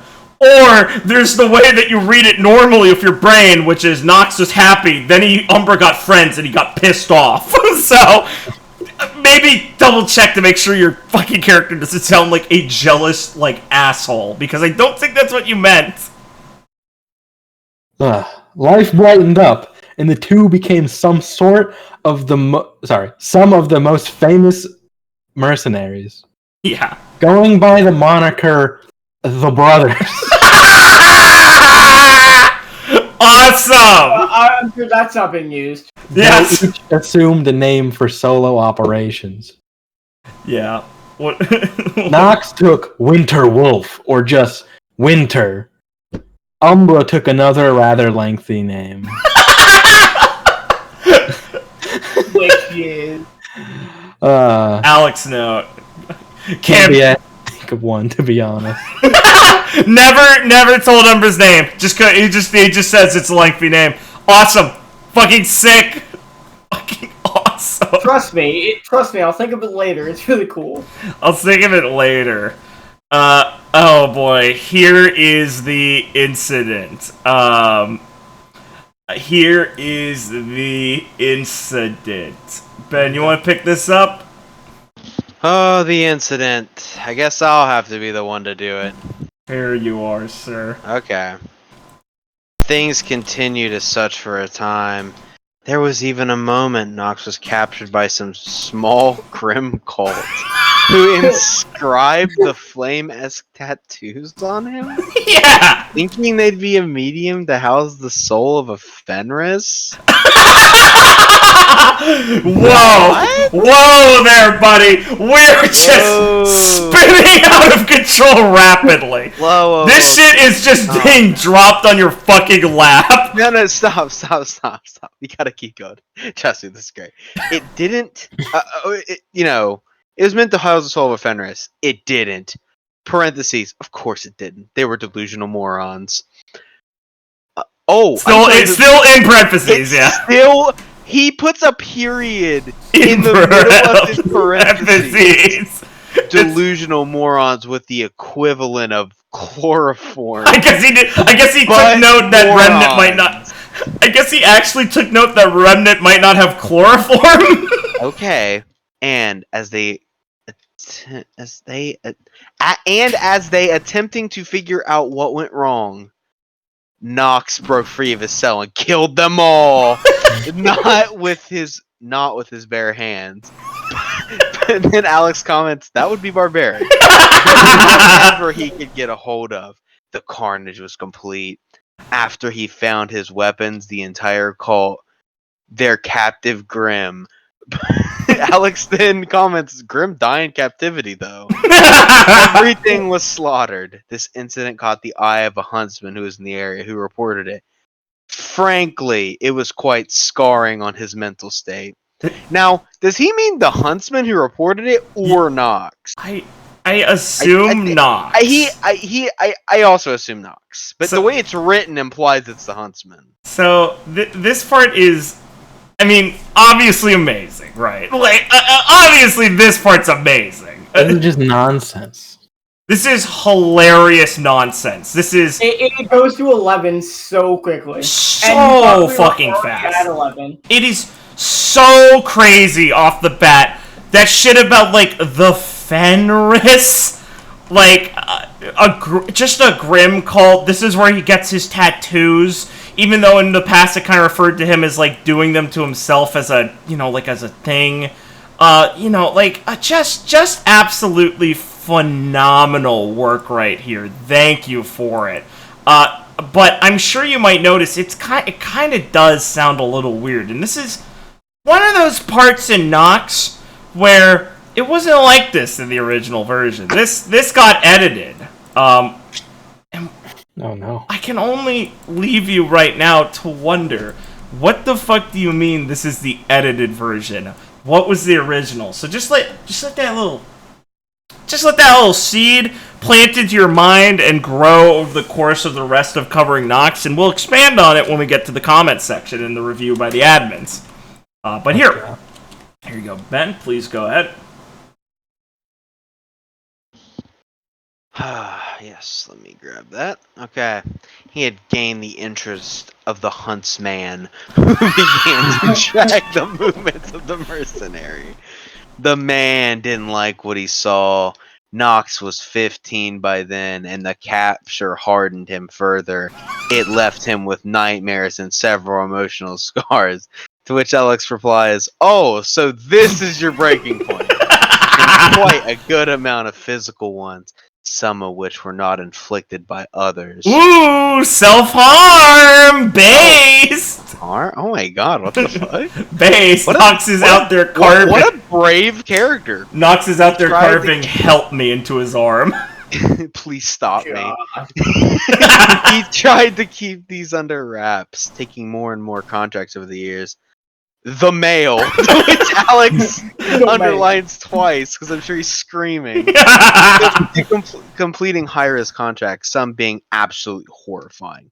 Others, not so much. He made many enemies, but a few friends along the way. Can I take a guess at some of the non-horrifying contracts? Yeah. High-risk contracts that aren't horrifying. Now, Nox, at 1 a.m., go here and get me a couple potatoes for dinner tomorrow.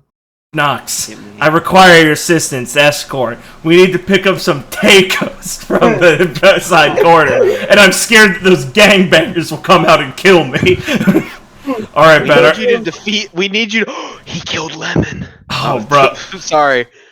Bros, wait. Spoiler. Bros, wait a minute. Do you hear that sound? What's the sound of that? Is that the sound of my anime pussy girlfriend? Oh, shit.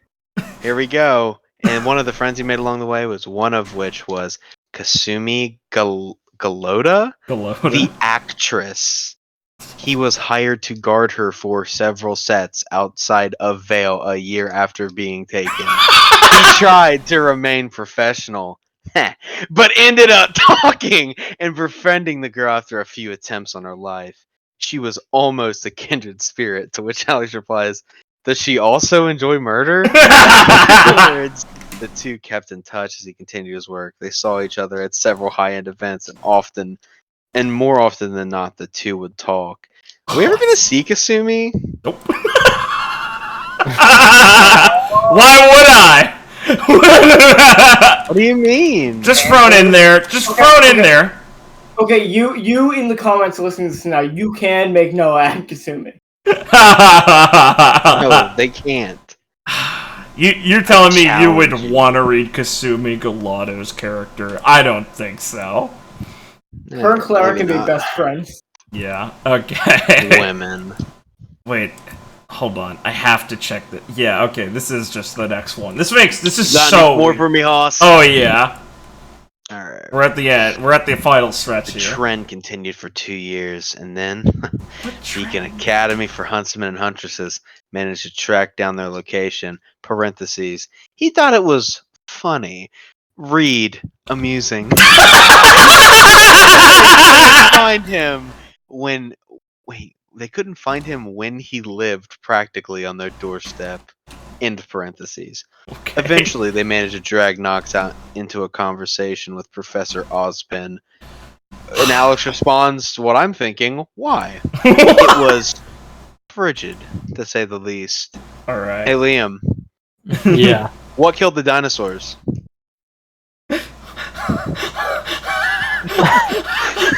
Liam? Yeah? You know the answer, right? No. The Ice Age. I added that last part. Who wants to be Ozpin and Sorry, Liam. Okay, in this piece of dialogue, who wants to be Ozpin and who wants to be Nox? Liam, you want to reprise your role as Nox? You've done so. Yeah, I was Nox. I've been doing his quotes. So Okay. Can I be Ozpin? Yeah, sure. Yes, dude, go for it. Only as you promise to not do a funny voice and take this very seriously. Very Alright, seriously. Ozpin is, okay. Ozpin is the starting line, so Blake, start out. You're not normally what we look for in a huntsman. You aim for a moral compass and skill. The latter I have, the former I care not for. Frankly, sir, I don't want to be here. I don't want to be a part of your world, but I was offered a deal I could not refuse. Alex, question mark. I'll throw in the Alex notes. Sips tea. We're not a mercenary company, Mr. Caeruleus. We aren't sellswords.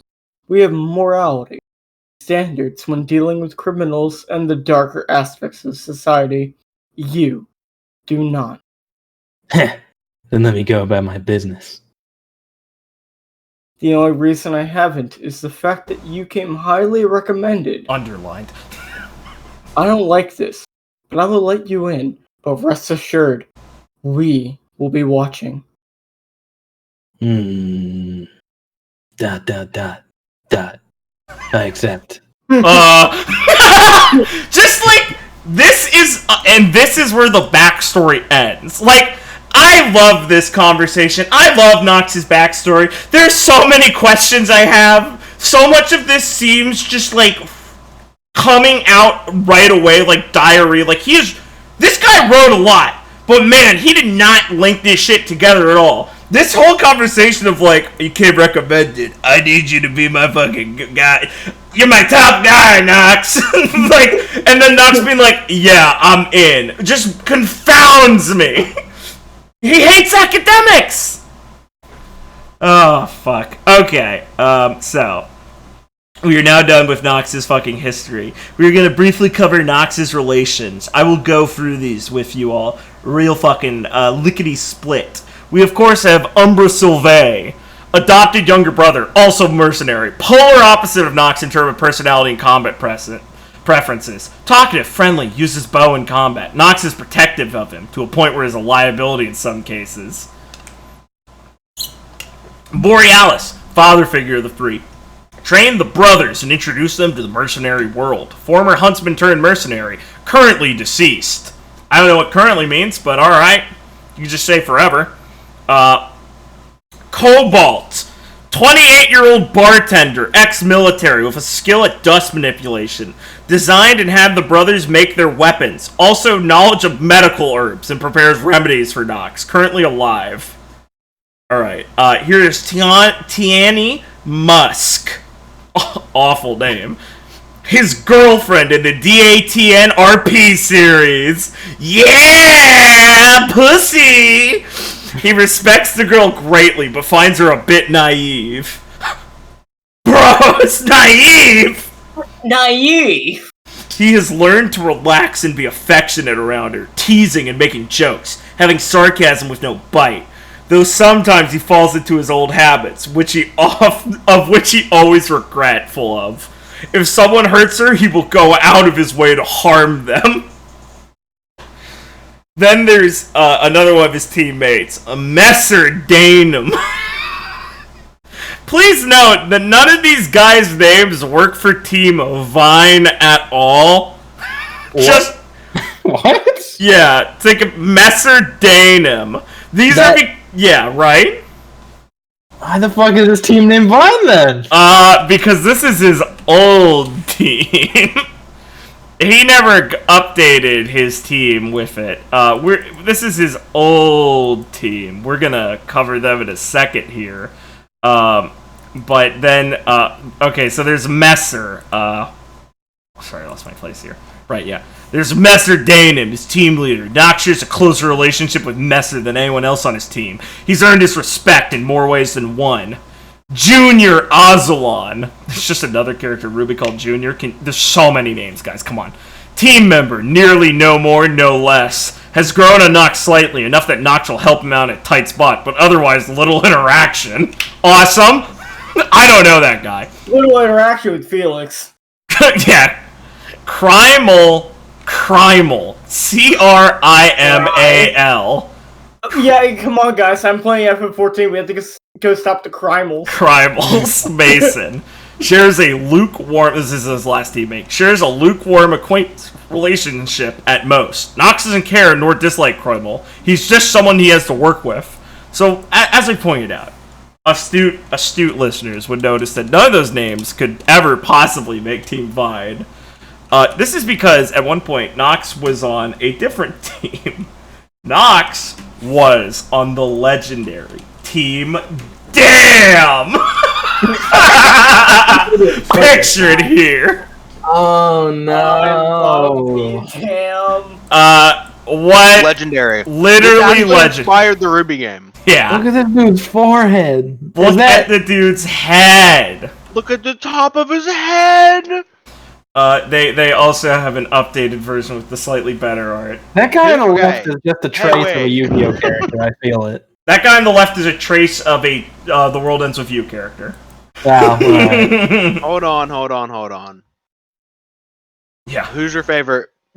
Who's your favorite? I love Messer's design. I don't know why it just hit me. The forehead man is also the same guy at the bottom because they look completely fucking different. I did use him as Umbra since Umbra didn't have a fucking picture, and I'm like, that looks opposite of Nox. I didn't know that, and that's really funny. Yeah, I like Messer personally. I think his updated design looks neat enough.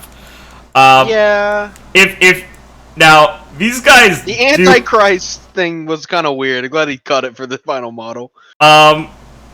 Messer in particular has actually a lot of art from his guy, and these guys have pages we can read at one point. I will give a teaser of today for the possible coverage of Team Damn in a future episode, should the fans be interested. Here is, quote, Messer when he's changed into a girl. So cute! Oh, God. Yeah, so the coverage on Team Damn can be pretty good. They do have a summary. They do have a summary here of Nox in Team Damn, which I'm just going to read off here because it's interesting. Abandoned in the street as a child, he met his younger brother Umbra when they both tried to steal the same watch from a store. So, instantly, different story. Pretty interesting, huh? I believe this is an earlier version of Nox's story. They survived for years together, gaining friends and enemies. They found a father figure in Borealis, an old retired mercenary took them in, giving them a home. Tragedy struck 3 years later, as a brother saw a thief caught in the act kill Borealis. Nox was later kidnapped and tortured at the hands of a Grimm-worshipping cult until he was able to escape and return home. Nox left, not wanting to draw his companions into it, but his brother followed. The two continued to work as mercenaries to some of the best in the business until Nox received and accepted Invitation Beacon. At least that's the official story. The two have known each other for most of their lives, being raised by the same woman since Nox was 2. It pretty much followed a similar path to that. Armed, Nox fights almost in a samurai-like style, but with more Western influences. Philo. Unarmed, he fights dirty, using grapples, arm and leg locks, breaking limbs, even crotch shots. Though it all sets the opponent up for a final blow. His defensive is movement, twisting his body bare minimum to avoid attacks, then retaliating. I want to point out that Team Dan canonically was originally called Team DANM after their leader, but, Danum, Messer Danum. But they go by Team Damn for, quote, cool points. They earned it. Earned it. I know you all are probably wondering, what's Nox's badass weapon? There isn't one. No, there is. It's just not cool. His weapon is actually weapons, because his main weapon is, of course, Nightfall. Honor class weapon platform, custom materials and design, 2 combat modes. Assault rifle using high caliber piercing rounds. They can punch through plating of Grimm and human plating, I guess, to very grisly effects. No, going back to the carapace that we all have. Yeah, of course. We already went over this, right? We're all insects. I did forget to note. I did forget to know one thing that I really liked of Alex's notes was that the bartender made the designs of their weapon, but made them make it, and that he points out that Osman got really creative naming Team Vine.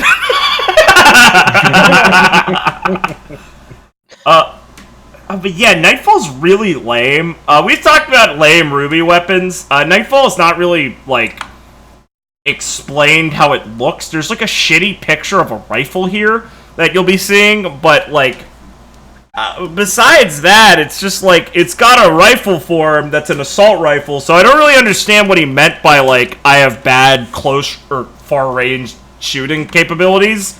And then I have a sword. It's got a hook on the tip of it. Awesome. I love Jet. Okay. But much more importantly, we have the legendary, the Tech Knife.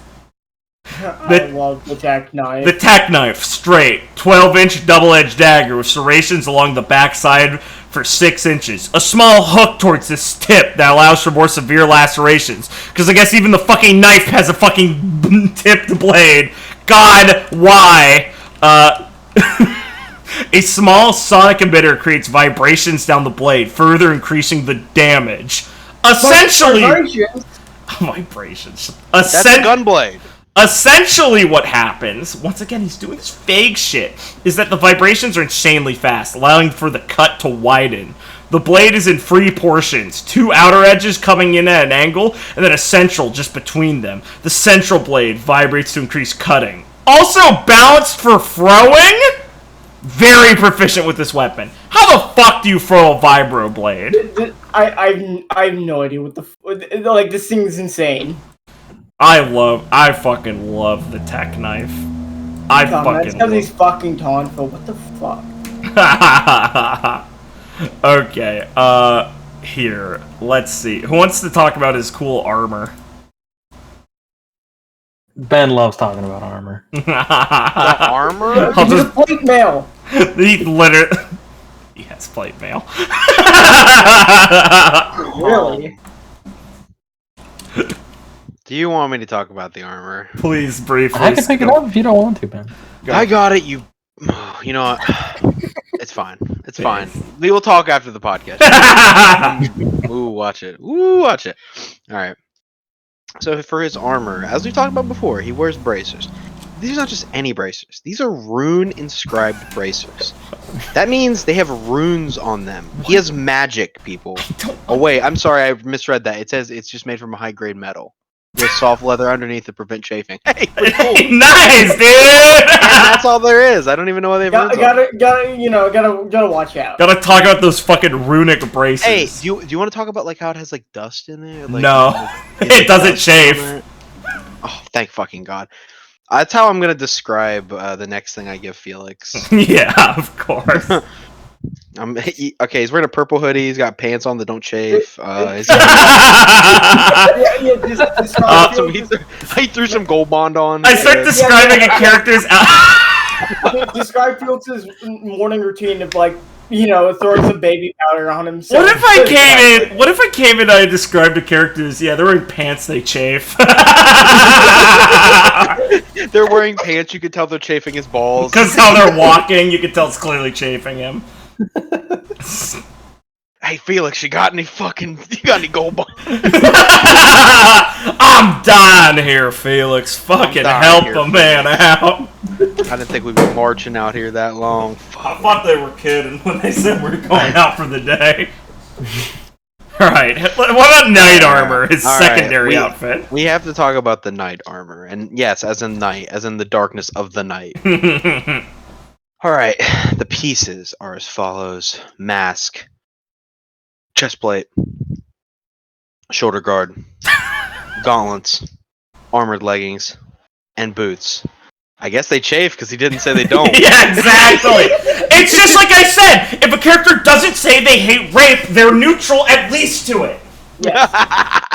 Used on what he calls shock. Parentheses after the description of a shock trooper. Jobs. Knight armor. What? Jobs. Tough, bloody contracts that involve heavy fighting against well-armed and armored opponents. Usually assaulting a large fortress or annihilating any enemy force approaching the size of an army with other mercenaries. This is why I want you to read this. This isn't just armor. This is the lore. Wait. Also uses the armor for airdrops. Unused to that though, so he doesn't land gracefully. Like a fucking ODST. See, I have a question in the end. Do we believe that this Yeah. guy that wrote this actually even knows what RWBY is? So can I ask real quick? Yeah. Hold on. So usually he wears a hoodie because this is listed as his secondary outfit. Yes. Why does he not wear this all the time? Because the hoodie's comfy. Dude, it's armor. It's heavy. Because it chafes. Literally because it chafes. This is my casual but conservative outfit. It doesn't chafe. That's why I like it. Dude, I love this shit of like, yeah, I fucking fight army-sized fucking enemies. Like, what are these situations where you are fighting nations upon nations of guys with other mercenaries? What is Trying this? to build an empire. Is he in Mistral building his fucking empire? What the fuck, dude? It's so wild. It's fucking absurd. Okay, let's see what his miscellaneous inventory items are, because we need to know that, apparently. Who's on that? You got it. Ugh. Alright, what? might as well finish it. No, up. Liam's got it. No, Liam said What? it. Liam said he had it. No, he got it. He interrupted me. He's got it. Oh my god, they're infighting. You know what?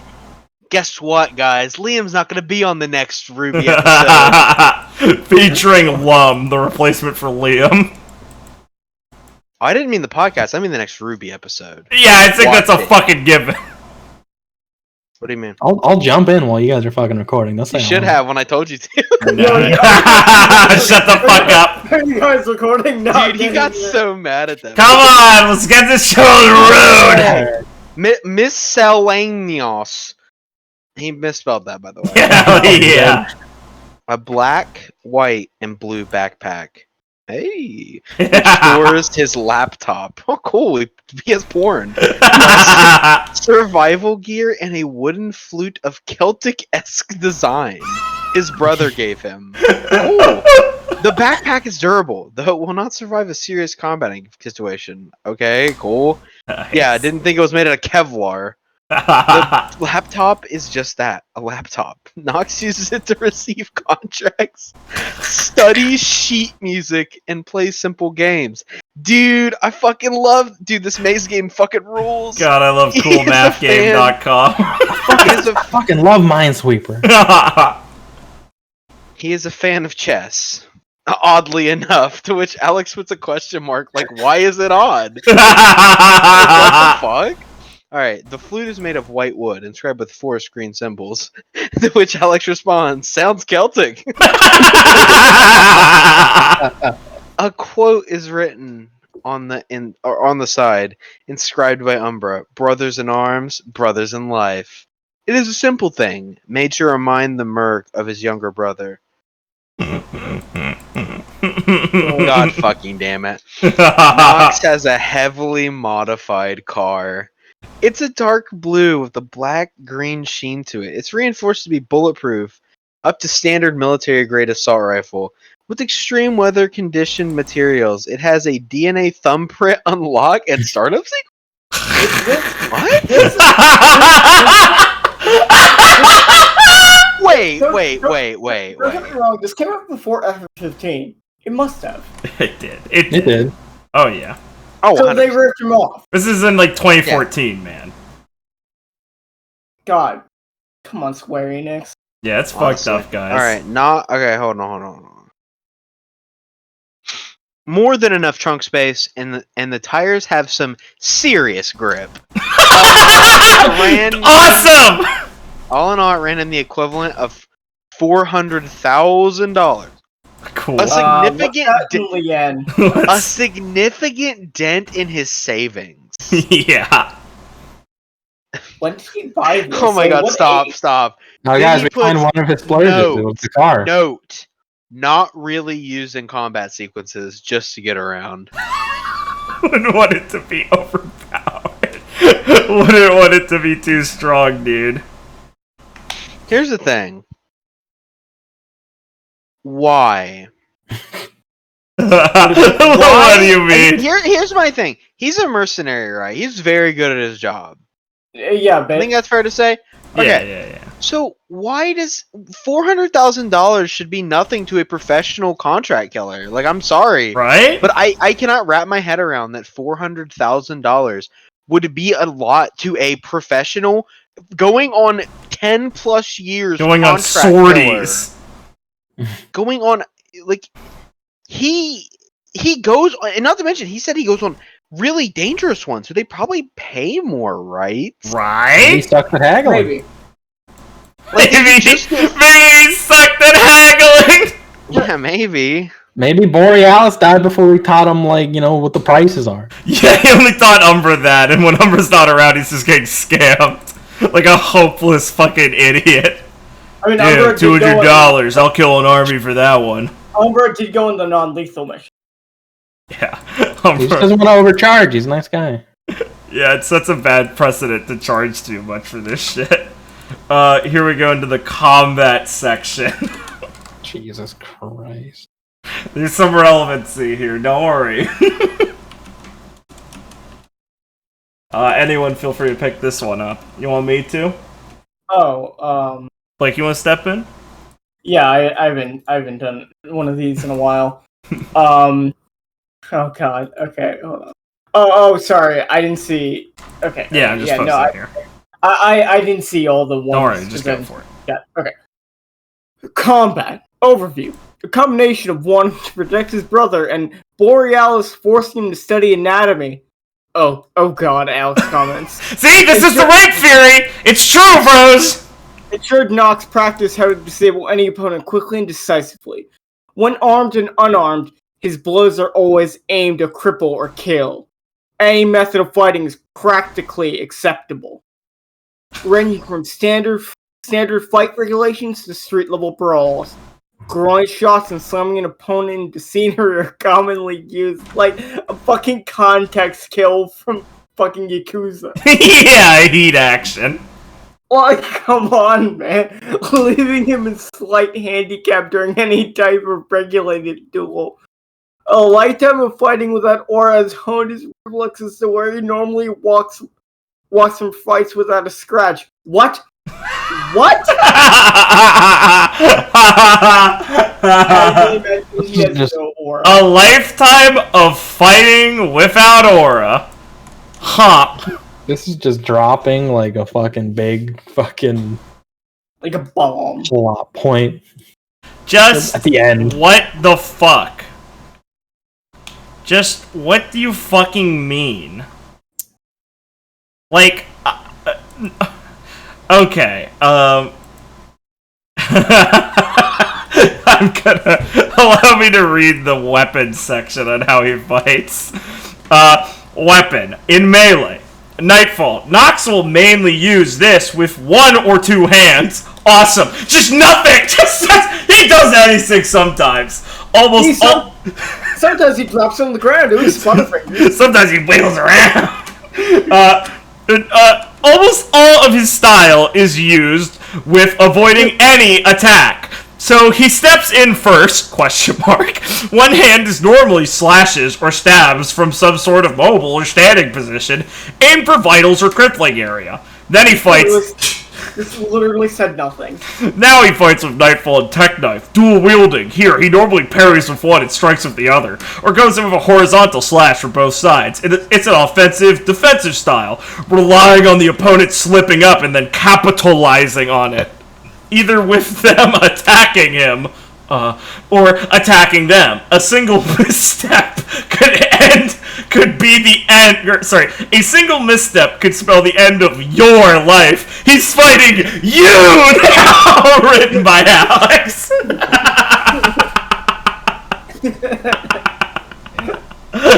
God damn it. Or simply with the tech knife. He has a grappling style combined with reflexes. An attack, grab the limb, pull forward and slice, stab, eviscerate, whatever he needs to do to get the job done. He will also throw the knife. Now how he fights it. Now how he fights at range. Nightfall, rifle form. He uses a couple of attachments. A range extender / silencer. That's just different. Can I pause? Yeah. Okay. Having, like, attachments for your weapon when it's in gun form seems so fucking bizarre to me for changed weapons of RWBY. Yes. Yes. Like, unless it's, like, specifically your fucking, like, gimmick is having that kind of shit. Like, it doesn't, like, yeah, I changed it to a rifle. It doesn't just, like, also, when it's shifting, have a silencer, like, come out of it. No. I have to pull it out of my fucking bag. Yeah. Yeah. It's pretty awesome, dude. And your weapon already changes. What the fuck do you need to carry around a fucking optional attachment? It's pretty awesome, dude. It's pretty cool. I need to switch this shit on. Just make it part of the weapon. Have it be baked in. Don't call it attachments. Yeah, literally. It's like your weapon's already like a goofy change weapon that can like just morph around like a transformer. Like you don't need to carry around doodads. Anyway, it has a range extender, a silencer, and a scope. Otherwise, firing high caliber ammo with a fast rate of fire. Nightfall's rage form is hyper lethal, which Alex reminds us that one of his weaknesses is range combat. Yeah, but like these are weaknesses for Noctum. Yeah.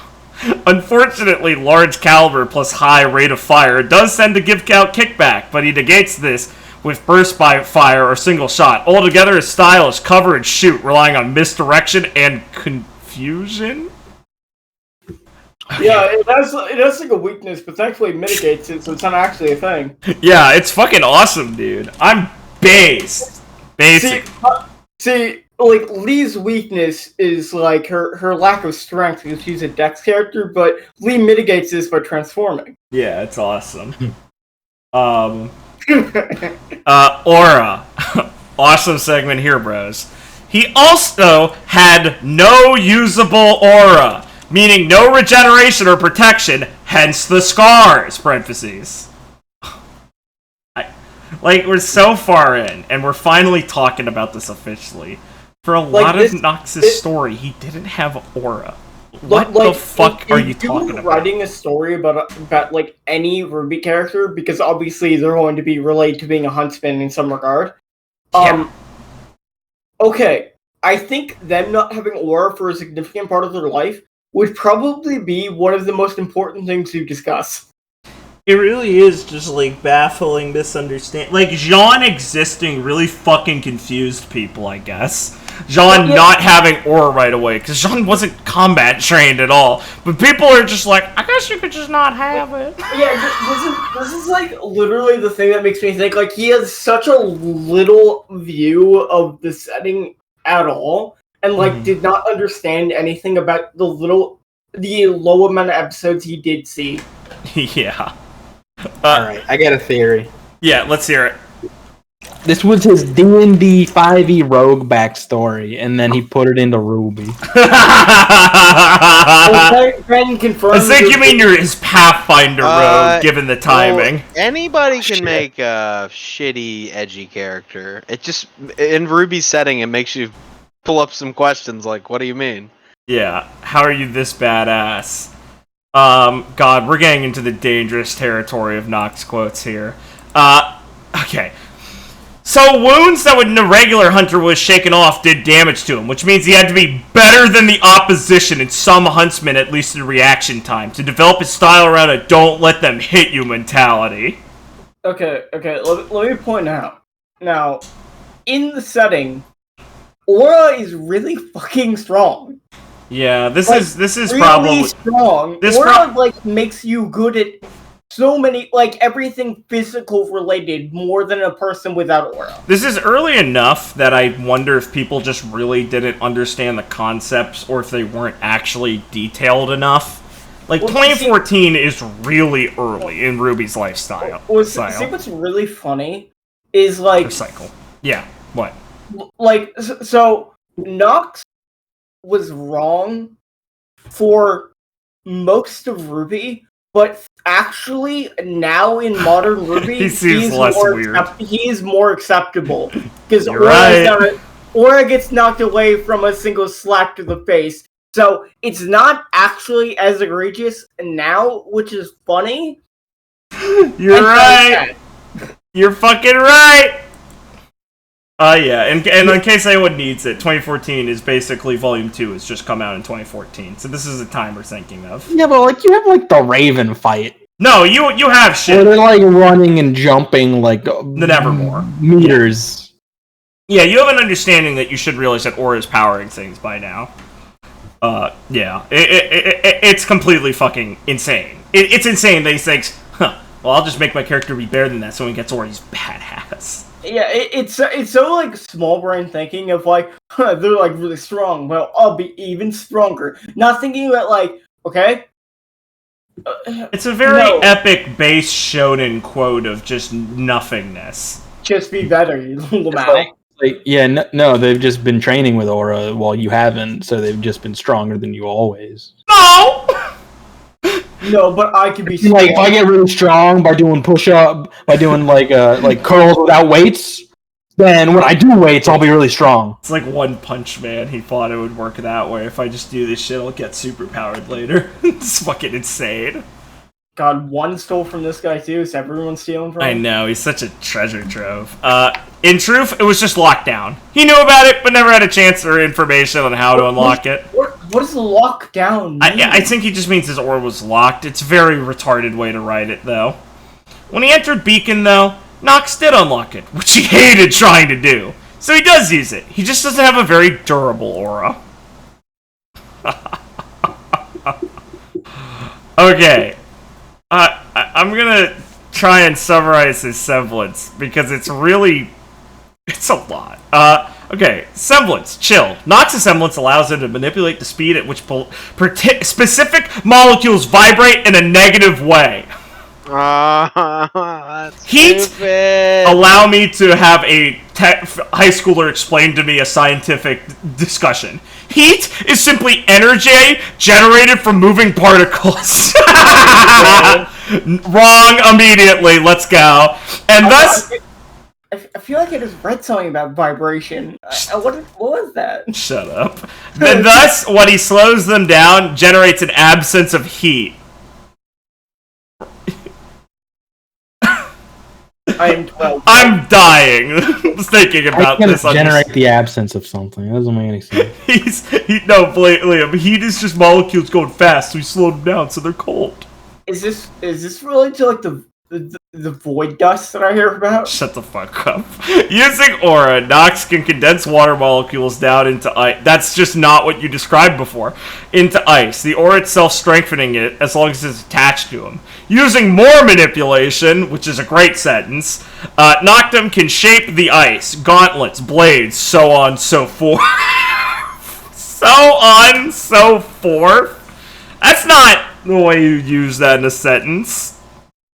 Once again, as long as he's holding them, they have the same durability as weapons, the trade-off, of course, being the less aura Nox has for himself. Also, he can use this to shape the environment. Once suitably energized, he can potentially create a small blizzard within an area or freeze a significant amount of water. He also has some creative uses of ice. I guess the author got too lazy and didn't think of them. It can also manifest in his glare and presence. A chilling aura or a frozen glare, no longer hyperbole, but fact. Holy shit. Yeah, I think we had first-hand experience of that. Once he unlocks his semblance, he will only be able to hold it for a few seconds. Because, yeah, he wrote this before he had it, so... The longer he practices, the longer he can hold it. Note, the more training he has in this area once he unlocks his aura, the greater effects of his semblance are. No shit. Note, he does not use this armor. That is quite simply not his stipe, which I presume meant style. No, not his type. I don't use it as armor because I'm not about that. Why did he have to get so complex with the explanation? Why didn't he just say, my semblance makes things cold? My semblance makes things He makes cold. ice. Yeah. You gotta say, I have ice powers. It's not that hard. It's very cool to sound scientific. This feels like You it's thought so too weird hard that he goes about it. so in depth because this feels like something where it's like, oh yeah, in the beginning it just makes things cold, but then you find out later his power is actually doing this, right? Yeah. But no, he just skips right to dumb. RWBY's power is actually changing how molecules work, and she's actually destroying matter because Actually, Gwen excretes a thick, rubbery substance. Gwen out of isn't her mouth. actually creating webs from aura. She's actually rewriting the genetic code of the air particles with aura into creating webs. Thus, Gwen can That's shape fucking matter. base. Wow, that's retarded! Wow, that's awesome. A couple too many people read JoJo and went, I need to always think of, like, Actually, the most retarded ways to Felix's pronounce ability is more like dirty deeds done dirt cheap. He's looking into the alternate Different realities where dimension. his sword would be in that position and calling it there. This is in being that moment. this is being explained by Hephaestia on a couch in an interview-style cutaway as Felix is mid-fight, as she's describing the scientific implications. Cut to footage of Felix fighting. Cut to footage of Felix unlocking his ability to destroy dimensions.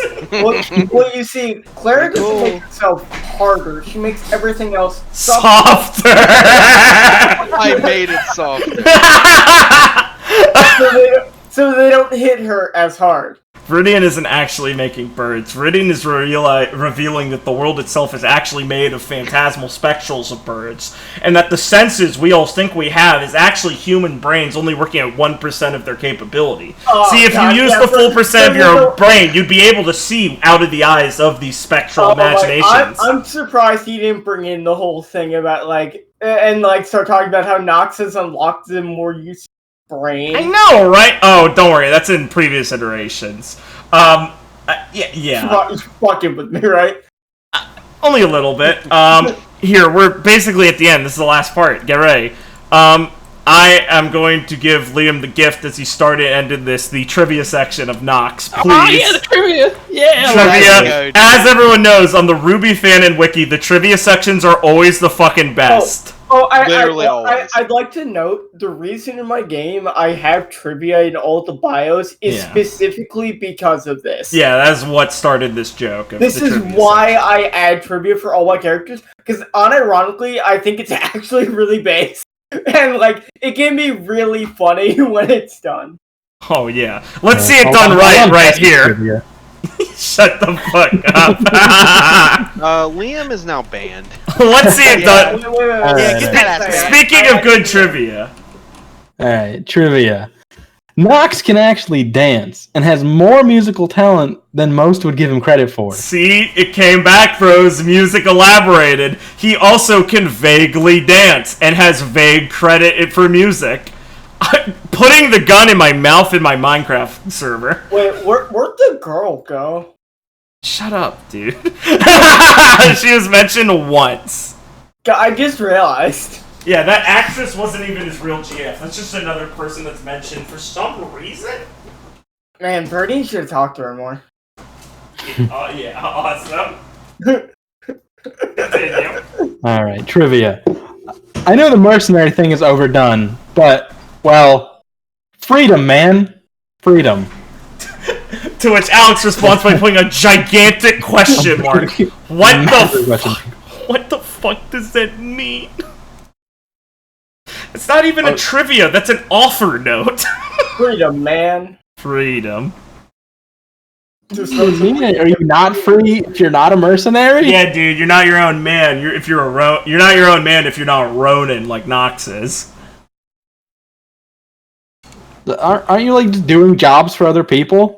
No, he's free. Like contracts and he shit. can choose who he subsidizes. He can choose who he but submits you can do that to. with, like everything else too, right? Nah, shut up. Freedom, man, freedom. Shut up. Alright.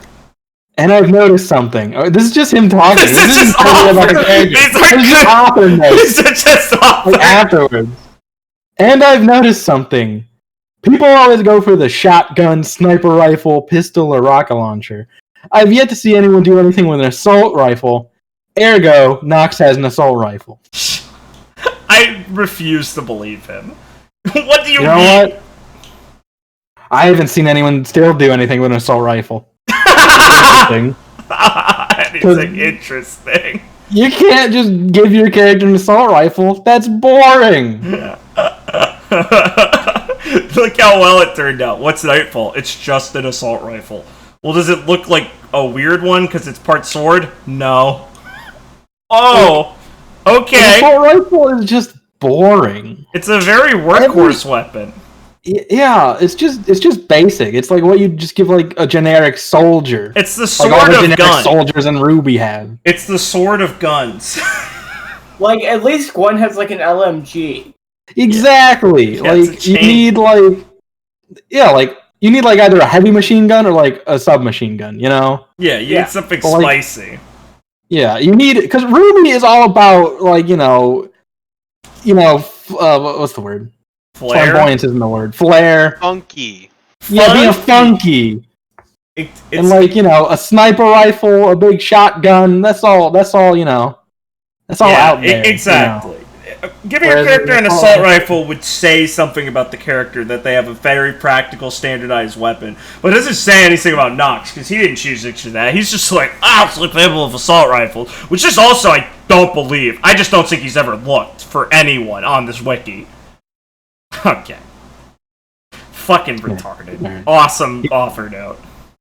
He can also cook, though it's only enough to survive. Desserts, on the other hand, he's good at. Okay. Kill me. I want to pause here. It's literally always this. Like, the edgy character can also, like, somehow, like, they can bake. Because women have to want to fuck them. Hello, Shinjiro. What? He makes the food for the dog. I fucking hate it. I fucking hate it so much, bro. Alright, I love Noxy, bros. I Nox love has given us Nox. so much happiness, and don't pretend like he hasn't. Oh, he has. Here, finish this up here, Lee. We got Alright. 2 more. His name is Knight and Of the Sky in Latin, respectively. Awesome. Yeah, see, those Cool. are color names. Cool. Hey, what's this? Oh, And- what's this? What's and this then last it's note fine. here? Why does it say for Ben? What? Please. Nox is based off the character Artemis Entreri from the Drizzt No Erden series. No, he's not. And the author himself put it. The author said he is, Ben. I've never read a Drizzt novel, and I You never love the planned Forgotten to. Realm. I just love I that. do like Forgotten Realms. I I'm just- not gonna read about Drizzt. I just love that he ends off by being like, "Oh yeah, character inspiration. Yeah, like Forgotten Realms character, nailed it." Why? That's what the like fuck? what is any? Okay, did you say Artemis from a Yeah. Drizzt novel? Yeah. Okay, that wasn't his teacher. Who the fuck is the guy who? If he's saying that's the guy who taught Drizzt, I'm gonna kill myself. Okay, so that is the end of Nox, but we have some more details related to Nox. Oh, fuck, I know who Artemis is. Oh, who is it? He's Drizzt's arch enemy. Awesome. Yeah, he's a cunning assassin. Last few details here. Quote from one of the RWBY admins. "The way I see it, this is Character's Edge done right." Yep. And I really, really like that a lot. However, I have some issues. This is fine. This is okay. Okay, here's where it's actually shit. Brace yourselves.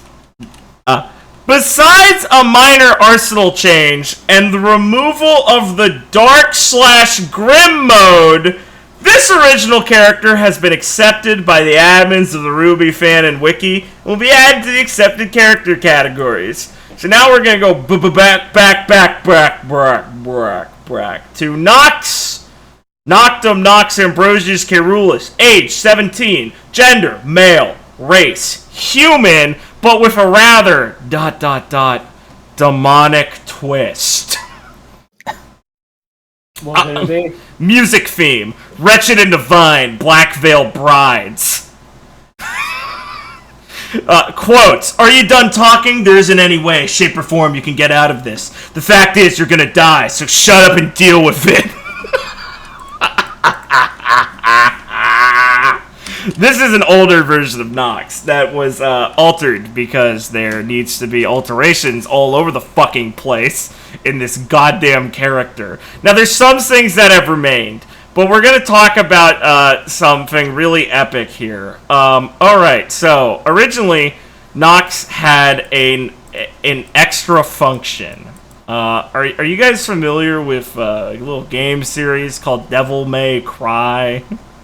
No. Oh yeah, Yeah! I just remembered this. Alright, so one of the biggest issues he had was Nox originally, in his combat section, has, quote, has a demon/Grimm mode. When enraged, claws and wings appear, seeming made out of same material as Grimm's mask. Most physical attributes are enhanced, including strength, speed, and reaction time. The tattoo across his body glow an unearthly blue. So do his eyes. Weapons are no longer used. Nox just slashes, grabs, gouges, essentially doing anything to deal damage, including ripping off limbs. There's something else. His personality changes, becoming more bloodthirsty. His voice turns demonic and gets harder for him to revert back to normal. His control seems to weaken each time after prolonged usage. Possible other entity, question mark? Maybe. Maybe. What in the fuck is this Only dude time will on? Here is Look Nox. at this dude. Here is Nox's original backstory. Noctum is an orphan, never knew his parents, never cared to. His thoughts were, if someone has the will to abandon a child on the streets, then they're worth not knowing. The other alternative is they're dead. Not much you can do there. That was all one fucking quote. Living off the streets, he stole what he needed to survive. Occasionally, he took more than what was required. He got a little brother that way. Did he just take a child? They both set to rob a timepiece shop, going after a rather expensive watch. Yeah, there was a fight, which ended with the old kid winning. While Nox was sitting on the kid's back, they busted out laughing. Finding Umbra, a kindred spirit, he took the younger child with him, giving him the watch. Still has it, never takes it off. I like how the watch was later used for Borealis. They survived for years, finding some people who liked them. Quote, parentheses, I'm not fucking kidding, certain merchants. I love Israel. And others who hated the two, parentheses, gang leaders, quote, didn't like the competition. His father figure, Borealis, took the brothers in when he was 10, Umbra was 8, instructing him in the ways of mercenary works. He met the crotchety old geezer after watching him beat the living crap out of a gang. Immediately recognizing the rep he would get from robbing him, Nox out to steal something from the old man's. He almost succeeded until Borealis walked in. I'm glad in a different revision he got traps in there, because that wasn't originally in here. Well, you need the traps, make him seem more badass. Yeah, realizing the talent, the ex-mercenary took the two in, giving them a place to live in exchange for company and house cleaning. The other trained them in the ways of mercenary, augmenting their natural skills. Umbra was better at range combat, where Nox had enough affinity for close range. Then, tragedy struck. 3 years later, Borealis was killed by a trigger-happy thief misspelled, who thought it'd be a good idea to rob an old man. The two took it hard, Umbra more so than Nox. They devoted themselves to their work, their own ways of grieving, up until the brothers came around to a rather interesting argument between free girls.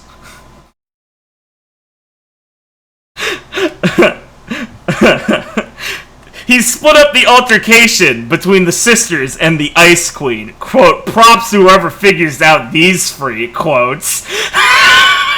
Can you guys figure out who those free are? Points at you free. What? The two sisters in Ice Queen. Who could that be? Is this inserting yourself into the RWBY canon? Oh my god, Nox met Ruby and Yang and Weiss! Whoa. He forced them to tox it out. Though it was more of them annoying him than actually trying to avoid conflict. They became friends rather quickly, and had a system. Nox would diffuse any altercations, be it between the friends or outside influence. Umbra was talkative, overly friendly. One of the sisters pranked everyone. The other was nice, cheerful girl. And the Ice Queen was quiet and cunningly intelligent. He even ended up in a rather interesting relationship at age 14. What does that imply? Nox? Okay, Who are you? I'd also like to just say, this personal opinion, do not self-insert yourself into established canon. Wrong. You should play One Piece and meet Luffy. No, you should. Your character's backstory should be Luffy gave you a straw hat, and you're gonna be epic, super cool. That was always my greatest regret. If I knew Ben would always leave my game, I would have had him meet Luffy. Thanks. Signs were there, you just didn't pick up. Things went well for a year, up until he disappeared, taken by some group. He shows up on his doorstep, bleeding and covered in tattoos. Nox decided to run, not willing to risk the others, seeing as he didn't know what actually went down. What? His brother followed, despite his protest. Loyal to a fault, Umbra was determined to stick by him. Now the two are some of the absolute best in the merc business. Yeah, that's right. The backstory is even more fucking confusing. So we got Grimm form off screen. Well, yeah, I mean, it's not very interesting.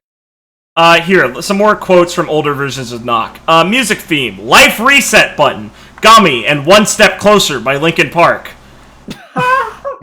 IQ intellect level, high, as he is able to analyze tactical situations rather quickly. Actual IQ is unknown, as Nox never received a formal education. Though, with constant headaches, though, he may not perform well in academic situations. Here's another quote. If your kind hunts monsters, then why bring one into your home? I don't know what that could mean. Let me pull up. No, he's got a point. No, he's... other quotes. Let me go... Wait, no. Let me go about my business or I kill you, do it anyways. It's your choice, make it wisely. Yeah, that was one he had before. Pray to whatever god you believe in for mercy, for you will find none in me. Base. Heaven? Hell? What does it matter? You're dead and I'm damned. Best accept it and move on. You're not getting out of this, so shut up and die! It just kept fucking going, that quote. So as you can see, in all of the revisions, Nox is just an absolute shit show. He had to go through this whole saga with the admins telling him to please change your Grimm form. That's not allowed. The RWBY Fanon wiki has, like, quote, character rules things. We'll probably have to cover those at one point because they're very silly. The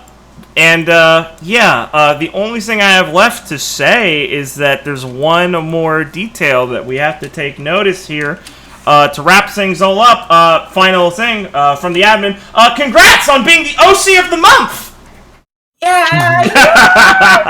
Yes! Noxy. So, I think you all probably by now, for getting through all of this, understand why I love this character so much. It's so ridiculous. Such a ridiculous character. It's so funny. There's so much shit in here.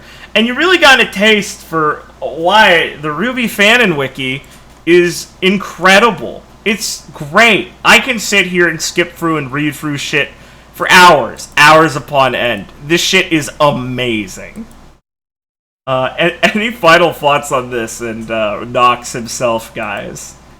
Yeah, how do you feel about you're going to be killed by Yang for stealing this guy's... Oh yeah, I forgot to mention that floating on this fucking page is that quote I read earlier, where a lot of the RWBY people have like very epic like things about like, this is my character, please don't steal them or whatever. This is my intellectual property.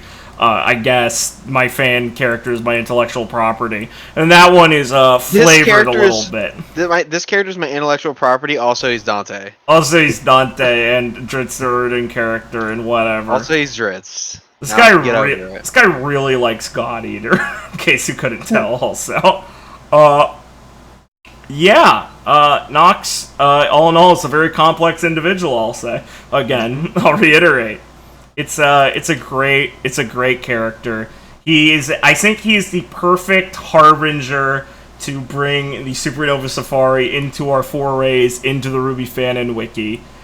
We didn't cover any today, but we will also have some from a RWBY. I have a RWBY forum I know that'll be very good for content. Let me just post this image of the forum as a teaser. It's a very epic drop-down menu. Oh yeah, look at that. Oh god, is that the green demon himself? The green demon literally is in the middle. And we'll have plenty of content with, I'm sure, real 20 what is RWBY with shit. people's like of Ren. You couldn't even think of his name. No, I could. I had to stop myself. Like, seriously though.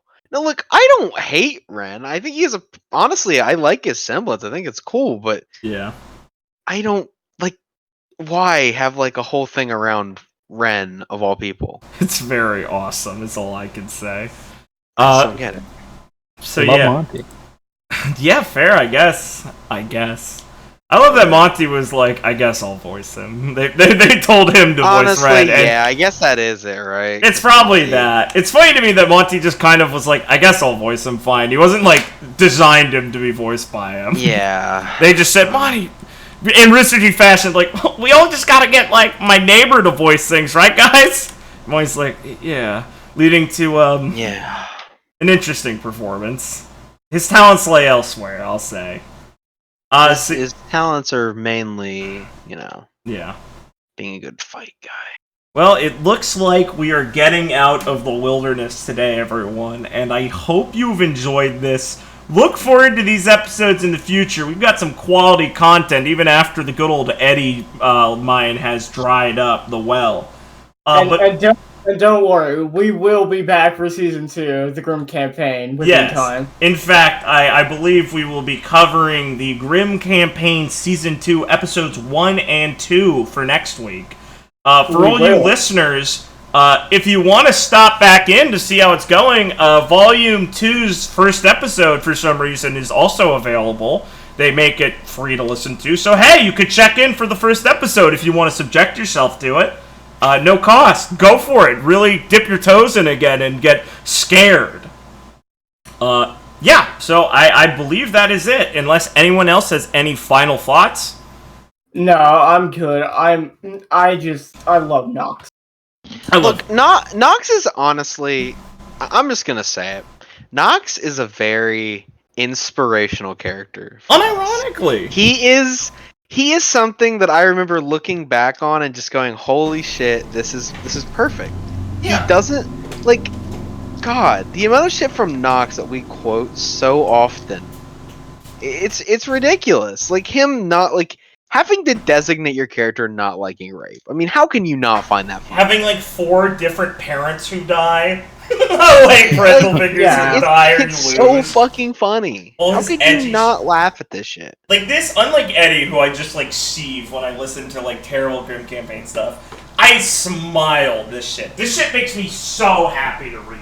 I don't want people to take the wrong idea away from this. This isn't like I'm getting mad on the internet looking at shitty OCs. This is the best shit. I wish there were more people who went this hard. I wish there were more people who went this hard, because the guy who wrote Nox clearly loves Nox. This guy is into Nox. I love Nox. I love Nox so much. I took Nox, and I want a version of Nox in my game. I want to take my inspiration of Super Edge guy and put him in somewhere. So yeah, I hope any fans of have seen Supernova and Records of Remnant, when Nox ever resurfaces, have a new appreciation for where this character's origin point started. And yeah, I believe that's it. So if you really enjoy the Supernova Safari or any of the content we provide here, please leave a like or a comment, even just a that was good episode or whatever. We always appreciate that. Helps the analytics, helps us get out there, and helps us stay engaged with you guys. Subscribe for more weekly episodes. Always an episode on Sunday of Supernova Safari. Fridays will be Records of Remnant, Team Supernova, and Adventure in the RWBY universe, DM'd by myself. Very good. We're in a cool arc right now. Please catch up if you haven't. If you are, hope you're enjoying it. And if you need even more content, I would highly recommend swinging by to the other channel to check out the New Dawn Pirates, a One Piece-based game run by my friend here, Blake. Very excellent game, our longest running game currently. Fucking great. Mwah, chef's kiss. only real ass hardcores listen to that one, and you can be in that very exclusive group if you follow that link in the description. And with that, we will see you guys on the next Supernova Safari. Please keep your hands and legs inside the vehicle at all times. You do not want to touch the shit that is out there. We'll see you guys. Stay safe, everyone. Stay safe. Grab yourself a seat and keep those hands in the vehicle at all times. You're about to be taken on a ride through the untamed wilds of internet role-playing. Observe them in their natural habitat.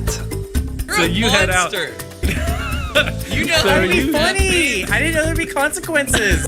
Enjoy the splendor of their spurgery.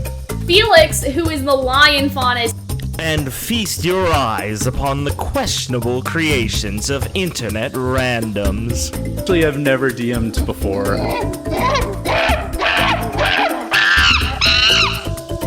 This is the Supernova Safari.